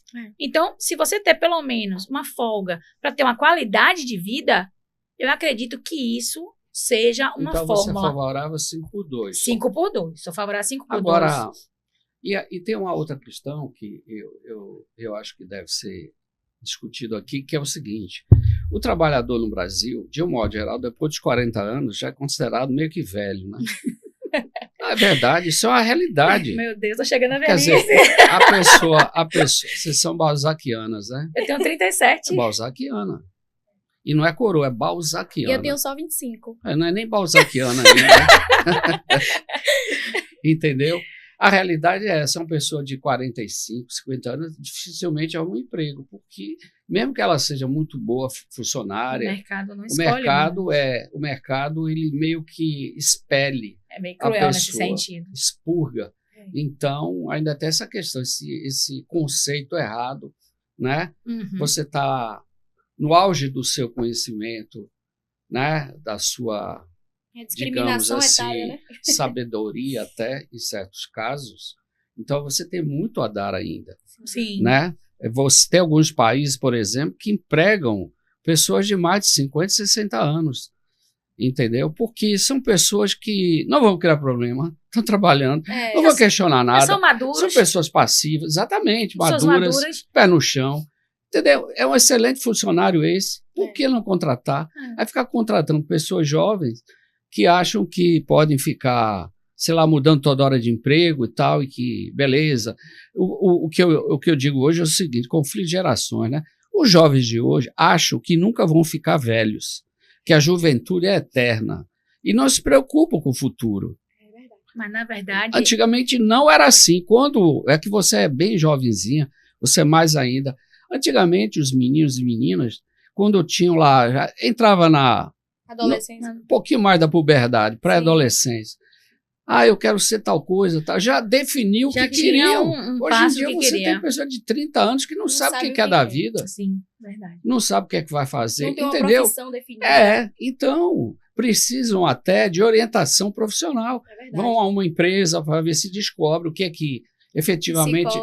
Psicólogo, exato, entendeu? Então, eu acho que tem essa coisa também, né? E eu sou favorável a você empregar pessoas maduras assim, até da terceira idade. Não vejo problema nenhum. Entendeu? Sim. Agora, a questão lá do... aqui, os direitos dos trabalhadores são muitos, né? Aqui, vamos lá. Registro em carteira de trabalho, previdência social, vale transporte, descanso semanal, pagamento de salário até o 5º dia útil do mês subsequente. Isso é uma conquista. Uma conquista. Porque era muito comum empregadores deverem 3, 4, 5 meses de salário, irregular e tal. Isso era muito comum. Sim. Atraso salarial, ponto da pessoa ter que falar, não vou mais trabalhar, porque não tem fazer como, greve. não tem como. Fazer greve. Você vê que as greves diminuíram bastante. Sim. Por atraso de salário, praticamente não tem mais. Não tem mais. Por outros motivos, sim. Férias anuais, mais 1/3, né, do salário. Sim. Seguro-desemprego, licença maternidade, licença paternidade. Licença por motivo de doença, licença por acidente de trabalho, como você bem disse, vale alimentação, aviso prévio, demissão por justa causa, rescisão contratual, e é isso, né? A lei de 2024, ela converteu 1/3 das férias, né, em abono pecuniário, quer dizer, você pode vender 10 dias de férias. a jornada 12 por 36 que eu mencionei, a 44, que é o que existe hoje, e 220 por mês, né? Sim. Ficaram mantidos, não mudou. Por enquanto ainda não mudou. A empresa de... Já falamos muita coisa aqui. Deixa eu ver o que mais nós temos aqui. Um ponto importante que você até citou aí, eu achei interessante pra caramba, foi sobre a licença paternidade, né? É uma novidade que veio e eu achei muito interessante, porque antigamente a maternidade vinha só para a genitora, né? Hoje, e o genitor, no momento que a mulher está fazendo parto, tá ali, né? Todo aquele medo, né? Que ela tem da hora, porque às vezes romantizam muito a maternidade, mas não é fácil você ir lá, parir, fazer uma cirurgia, então eu acho que a licença paternidade foi super importante para ter essa relação de esposa... participação do genitor, né? No momento. Qual é o período? Que ele 5 dias. Agora está 20 dias. Aumentou para 20 dias. Eu acho que devia ser 1 mês. Nossa. 1 mês de licença paternidade? Sim, pro papai. O papai tá ajudando a mamãe também. Eu acho, porque... Não, claro, se for um pai presente... Sim, eu tô partindo do princípio que é um sujeito recente. Claro. Esses exemplos que a gente tem aí. E tem pai que às vezes nem pai tem a criança. Tem pai que brinca, né? Estamos grávidos, significa que ele também está envolvido passando por todo o processo junto à mãe. Eu achei isso aí magnífico. Quando eu vi essa questão da empresa dar essa licença ao genitor para acompanhar o parto, ter essa licença inicial, eu achei fantástico. Porque é necessário mesmo o genitor estar com a genitora nesse momento que é recebimento do filho, né? Do amor do casal, da família. Achei muito interessante.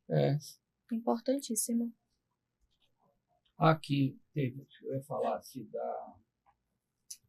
sim, queria falar o seguinte, o direito trabalhista, eu devia ter falado isso no começo, me lembro agora, se ancora fundamentalmente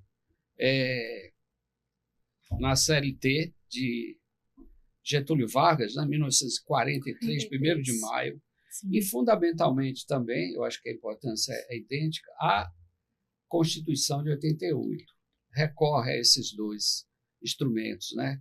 Se sustenta e tal. Isso aí tem que ser dito, né? Como é que uma lei de 43 perdura até hoje? Apesar das modificações que a mutação constitucional. Mas ainda é a lei maior, que é uma lei considerada a primeira lei ou o primeiro exemplo de como chama? Inclusão social. Não é? Isso é muito importante. Já existiram outras de lá para cá, mas porque, como você falou, anteriormente a 1943, as relações de trabalho eram relações meio que, em certos casos, até meio que escravocrata. Muito escravocrata. Apesar da escravidão ter acabado no século anterior, no final do século anterior, mas o trabalho, o regime de trabalho, principalmente o trabalho fabril, no Brasil era muito, assim, muito difícil, né? As pessoas saíam arrasadas dos postos de trabalho. Eu vi até um vídeo no Instagram, que é um de conta as histórias antigas, né? Eu gosto muito de ver essas histórias. Mostra um vídeo quando botaram uma câmera na empresa. Tipo assim, botaram uma câmerazinha para mostrar. Aí tá as crianças com semblantes de cansados, com olheiras enormes, dando tchau, olhando para a câmera, como tipo assim, que legal, o que é isso? Aí você vê que aquilo ali, que era para ser um adulto está fazendo, está sobrecarregando a criança. Aí pergunta, isso antes de ser proibido os jovens, né? Porque eles iam mesmo para a fábrica, mão na obra, acidentes de trabalho que não recebiam por isso, então insalubridade lá dentro. Fora outra coisa, acontecer discriminação, assédio, que isso que ninguém sabia, né? Porque a tecnologia veio para agora. Mas essa questão toda, para mim, o jovem tinha que estar na escola. Só que as empresas não tinham esse viés. Para elas era só dinheiro, capital, capital, capital, capital. A mão de obra infantil vai trabalhar quantos eles mandar? Eu tenho que trabalhar, eu tenho que ajudar minha família. Às vezes o pai está trabalhando na empresa, ganhando pouco, porque eles não pagavam um salário digno. Ele ia para ajudar para completar a renda. Então, de certa forma, era meio que uma escravidão, né? Tinha escravidão disfarçada. Os filhos, né? As mães trabalhavam até os 9 meses, saiu da empresa para parir, e aí saía do hospital, já voltava para o trabalho, porque não podia parar de trabalhar, e a criança crescia naquele ambiente, né? E é um culpado dos pais até começarem a se desenrolarem sozinhos. Então, a rotina deles era aquela ali. Antes de 1943, como é que se chama? a fertilidade, como é que é demográfica, fertilidade da mulher, ela tinha assim 4, 5, 6 filhos, né? Isso. Então, ter filho era uma coisa boa, sabe? Porque era uma mão de obra que ia trabalhar, era ajudar mais a um para família. trabalhar. Não, o conceito era esse. Minha mãe, por exemplo, veio da Espanha, com a família toda. Foi quando, meu Deus? 1927. Eles foram trabalhar na lavoura, lá em São Paulo, do café. Trabalho eminentemente braçal. Tá? E sob condições péssimas de trabalho. Não tinha nada disso que tem hoje, de segurança, trabalho não precário, era tudo precário, não tinha segurança, não tinha assistência médica, não tinha nada, só tinha um real de salário e tal. Moravam lá no apêndice de uma fazenda e tudo mais. Então, era uma situação muito difícil mesmo. Nossos antepassados sofreram muito para a gente chegar até onde está aqui. Verdade. A estrada foi muito árdua. Ela foi muito árida também, né? Mas assim, eu acho que ainda tem que melhorar muita coisa. É claro, tá. Então a gente tem que continuar lutando por uma justiça. A gente tem determinadas regiões do Brasil, Nordeste, principalmente o Norte, que eu acho que é uma região meio que esquecida. Fica parecendo que não faz parte do nosso país. Muito pouca gente conhece o Norte. O Norte é muito mais pobre que o Nordeste. Sobretudo pessoa que mora na floresta, aquela região da Amazônia e tudo. Então, a gente tem que olhar com outros olhos, né? Para esses trabalhadores que precisam ganhar vida também. Não podem ficar a vida inteira sendo coletores. Exatamente. Que é o que eles são, trabalhando no meio do mato. Coletores foram os nossos pré-históricos, antepassados pré-históricos, né? Então, a economia tem que chegar lá, eles precisam melhorar de vida, né? São brasileiros como nós, são 25 milhões que moram lá na região norte, né? Mas, enfim, Felipe, quer perguntar alguma coisa? Deixa eu ver, assim, o que é que vocês podem falar? Assim, deixa eu ver aqui. Dicas práticas, conselhos. Dica prática. Conselheira. Pronto. Para empregadores e empregados. Conflitos trabalhistas. Como evitar conflitos trabalhistas? Vocês que militam nisso, vocês têm alguma receita para isso? Vamos lá. Dica para o empregado, certo? Tá. Caso tenha um acidente dentro do trabalho, acontece dentro do trabalho, comunique imediatamente à empresa, para que a empresa possa tomar as medidas cabíveis, para que você não saia prejudicado e que a empresa também possa te dar assistência, que é abrir o CAT, te encaminhar para o INSS e ver quais são as medidas cabíveis para que você não tenha nenhuma sequelas futuras e você também não perca nenhum direito. Certo? Vou falar alguma dica para o empregador. Pagar mais, né? Deem condições melhores de trabalho para os seus funcionários. Todos os acordos devem ser assinados, né? Todas as reuniões devem ser gravadas. Todos os tipos de alterações na empresa devem ser comunicadas, né? Vamos ser transparentes com os nossos empregados, porque isso traz uma segurança jurídica, né, para o empregador. Porque a partir do momento que o empregador ele recebe uma acusação, ele precisa apresentar a prova para se defender. Então, a gente precisa ser transparente, porque quando vem o empregador procurar a gente, né, porque é muito mais fácil, não é que seja fácil, mas é muito mais comum sermos advogados do reclamante, né, que geralmente é o funcionário. Então, o funcionário, quando ele vem procurar a gente, ele vem cheio de provas e documento e foto e testemunha. E o empregador vem com um cartão de ponto e o preposto da empresa. Então, a gente precisa vamos ser transparentes, né? Mostrem para os seus funcionários quais são as alterações da empresa. Conversem com seus funcionários, façam reuniões periódicas com os seus funcionários, até para que ambos caminhem na mesma direção e que não tenham conflitos, né? Quando precisarem encontrar a justiça para resolver algum tipo de problema, até para facilitar o trabalho do advogado. Posso dar outra dica? É importante. Claro, você está aqui para isso. Pronto, eu vou dar outra dica para o empregado. Caso a empresa esteja atrasando o salário, não esteja infringindo as normas da CLT, quais são? Não está depositando FGTS, você consultar seu INSS não está sendo pago, está tendo atraso de salário.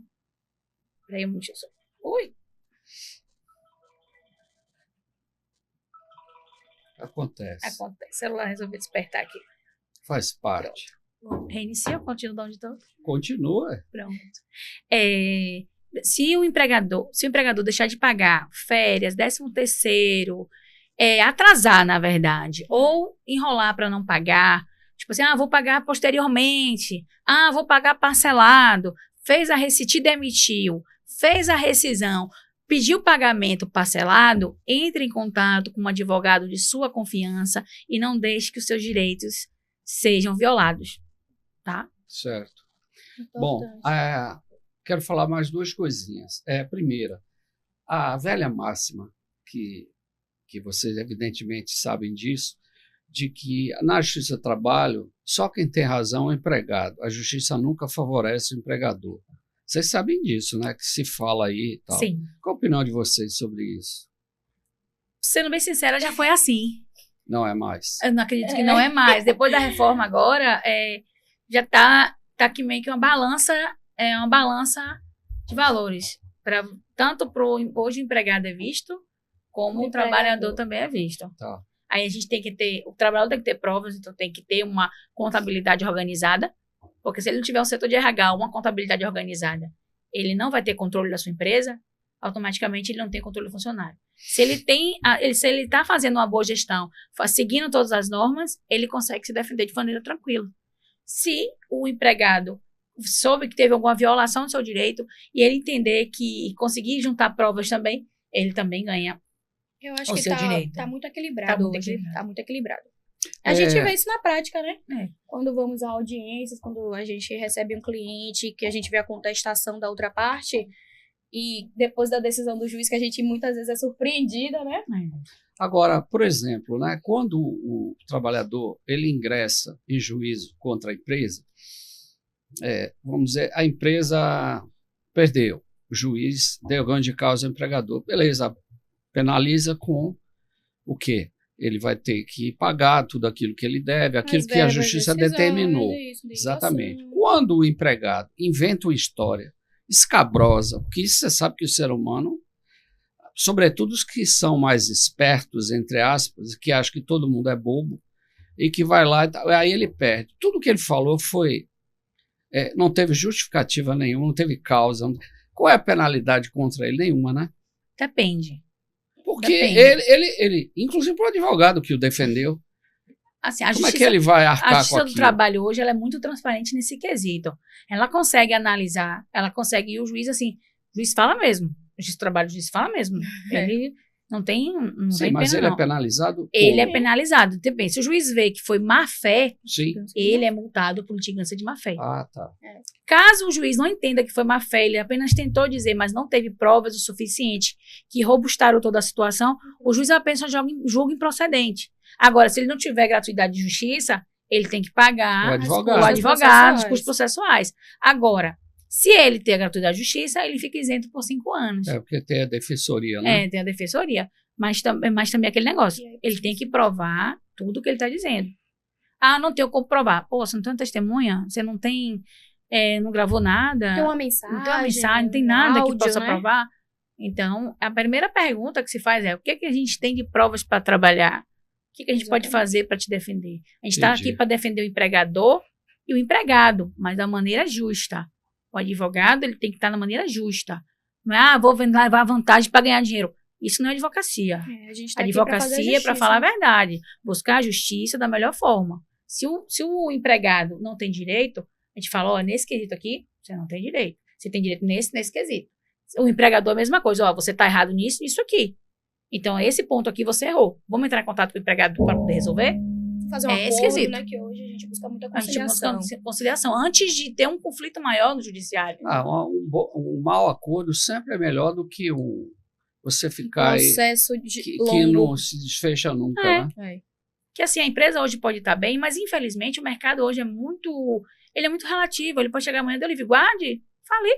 Quantas empresas hoje tivemos de potência nacional, aí mundial, você não recebe nada. E faliu, foram embora do Brasil, faliu. Então, às vezes, é melhor você fazer um acordo que não é tão satisfatório, mas viável, e você ter aquele direito reconhecido, tudo bonitinho na carteira, com o seu direito, mas também não é sair no prejuízo. É um valor que seja acessível para ambas as partes. Diante da negociação, a mediação. Tem muita empresa que desaparece porque o próprio mercado mudou. O mercado não é mais o mesmo. Existem vários casos assim, entendeu? Então, não é por uma questão de uma atuação da empresa, é o fato de o mercado já não... É a rotatividade também. Já não tem mais aquela... Espaço para ela. Para a empresa, exatamente, espaço, para ela e para outras tantas, né? Sim. Então, isso aí é... Mas é isso. A gente não pode ser... Eles não podem ser gananciosos, né?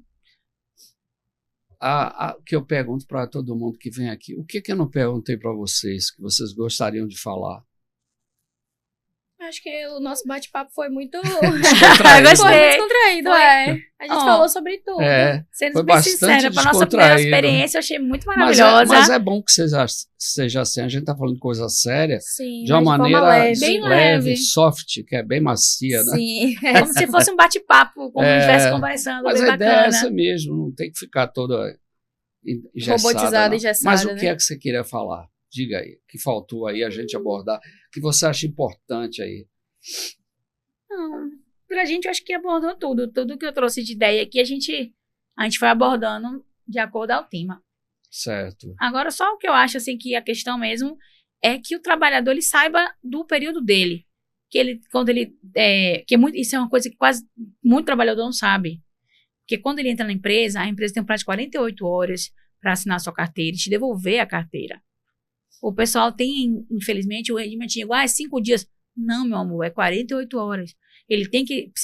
Entrou na empresa, aí tem gente que fala assim, a empresa tem até 3 meses o período de experiência para assinar a minha carteira. Não. Você entrou na empresa hoje, vai fazer o exame admissional, cadê a carteira com os documentos, cópia dos documentos, para que faça a anotação. Hoje a gente já tem a CTPS digital, que é a carteira de trabalho digital. Você baixa o aplicativo e acompanha pelo celular, que as pessoas possam saber da carteira de trabalho. Então, você pode ver se a empresa assinou ou não. Não precisa, de certa forma, ser mais manual. Então, mais rápido ainda, a empresa pode, quando você entregar a documentação, reconhecer você, abrir sua conta FGTS para fazer os depósitos mensais. Certo. Entende? E sobre a INSS também. E sobre outra coisa que eu bato muito na tecla, porque o que a gente tem de clientes nessa situação é complicado. Que quando ele entra na empresa, acontece qualquer coisa, ele guarda para si. Ele não vai falar com o empregador, ele não vai tomar uma atitude para se cuidar. Ele esquece de si e quer apenas ser meio que uma máquina de manobra para estar ali só trabalhando. Mas não funciona assim. Até porque a produtividade dele cai e a empresa sente. Às vezes a empresa não sabe por quê. A empresa não está nem sabendo que ele se acidentou, que caiu alguma coisa em cima dele ou que ele se machucou. A empresa não está sabendo. A empresa está cuidando de 1.000 pessoas, 2.000 pessoas. Como é que vai saber que uma se machucou? Se ele não avisou. Certo. Entende? Então, eu acho que essa conexão entre empregado e empresa, o empregado tem que saber que ele tem esse direito de que ele é protegido em um acidente de trabalho. Ele tem que entender essa... E os 90 dias iniciais? Os 90 dias iniciais... Qual é o objetivo disso? É para saber, na verdade, assim, os 90 dias... A contratação ser efetiva de imediato ou depois de 90 dias? A contratação... Na prática? Na prática mesmo, já de imediato. Só que o funcionário, ele entende que dentro dos 90 dias, ele pode, a qualquer momento, ser desligado. Mas ele não isenta a empresa de pagar os tempos dele. Não, eu sei, mas ele pode ser desligado porque ele não atendeu as os expectativas. requisitos da empresa. Não se adaptou. Agora, ele vai receber... Tudo normal. Tudo. É porque o período de experiência é registrado na carteira, né? Então, ele tem todos os direitos como se ele fosse efetivado. Fundo de garantia, tudo? Tudo. Pagado direitinho. Ele vai receber a rescisãozinha dele, o termo de rescisão. Então, não tem negócio de estágio probatório, não, né? Como se fala aí. Na prática, não. Na prática, não. É mais um período de adaptação, né? Por que se define 3 meses para efetivação? De onde vem isso? Na verdade, antigamente existia essa coisa, né? Você trabalhava 90 dias e você poderia saber que a qualquer hora você poderia ser mandado embora. Não lhe davam estabilidade. Não lhe davam estabilidade. Mas aí depois dos 90 dias, você estava com prazo indeterminado. E dentro dos 90 dias, você pode desligar a pessoa sem ela receber a rescisão? Pronto. Se o empregador... Vamos supor 2 meses. Se o empregador desligar ele tem que pagar uma multa para o empregado. Porque o empregado estava contando com aqueles 3 meses. Agora, se o empregado arrumou outro emprego, foi embora porque não quis mais ficar, a empresa também tem direito de cobrar uma multa dele. Entendi. Desconta tudo como um E pedido ele de tem que demissão e desconta tem formalizar uma o multa. pedido de demissão? Tem que formalizar o pedido de demissão, escrever tudo bonitinho. Não precisa escrever o motivo que está indo embora. Não. Só está falando que quer se desligar da É porque empresa. muita gente faz isso e pede para o cara assinar. A justiça não aceita, não, né? Ele tem que escrever tudo É no a próprio punho. A próprio punho. Então, é isso que eu tô falando. punho. Isso. Ele simplesmente diz, vou embora porque arrumei outro emprego. Não quero mais fazer parte da empresa, realizo meu Ele é desligamento obrigado tal a dia. fazer isso. Isso, a própria Pronto, punho. a próprio punho. Não pode ser digitado e assinado. Eu sei, próprio Isso aí eu punho. já sei. E outra coisa também, que eu acho que eu já até falei, vou até falar de novo, que é a questão da rescisão indireta. Que ela, apesar dela existir, as pessoas não conhecem muito. Vão conhecer quando elas se sentem prejudicadas, que já estão entrando com algum problema de saúde, já estão em staff mental, estão já entrando com depressão, se afastando pela empresa. Eles não entendem que se a empresa estiver irregular com ele, com algum atraso, elas também não conseguem entender que elas podem demitir a empresa, que é fazendo a rescisão indireta. Tá bom. Eu queria falar uma última coisa, me lembrei agora. Veja bem, vocês são advogadas jovens e tal, mas uma coisa que mudou muito no mundo do trabalho, de uns 30 anos para cá, é o contingente feminino. Porque antigamente, há 40, 50 anos, você tinha majoritariamente homens trabalhando. Hoje as mulheres suplantaram os homens, numericamente falando. Eu acho isso muito positivo, né? Porque é algo que tem que ser destacado mesmo, porque supunha-se que as mulheres só podiam fazer determinadas coisas, ter tais profissões. Hoje as mulheres fazem tudo, né? Ocuparam todos os espaços, com sua proficiência, com sua capacidade, seu conhecimento, né? Isso é uma coisa que tem que ser ressaltada, entendeu? Eu acho que é muito bom para vocês, porque vocês nasceram em outra época. E isso é uma coisa que, apesar de vocês não terem conhecido essa realidade que eu me refiro, mas daqui para frente a tendência cada vez mais, né? As mulheres O único problema é que as grandes mulheres espaços. ganham menos que os homens. Ainda existe isso. Mas, na verdade, a gente ainda conhece, né? Tipo assim, como se fossem as pessoas ainda que vivem nessa concepção. Que a mulher era para ficar dentro de casa, fazer comida e cuidar de filho. Isso já mudou. O marido, Já mas tem mudou. muita pessoa idosa ainda que tem essa concepção. Não, idosa, tudo bem. essa é- Que é daquela época que eu tô daquela época que falando. tá Falando vindo vocês agora. agora, pô. Graças a Deus, Vocês a não gente já pensam tá... mais assim. Não, Graças de forma a Deus. alguma. E eu acho que a mulher tem que ser independente mesmo. Ela tem que correr atrás do direito dela, sabe? Sim. Se ela Ocupar os ocupar o espaço que ela tem achar de que direito, porque a gente é livre. Da mesma forma que o homem é livre, a mulher também é.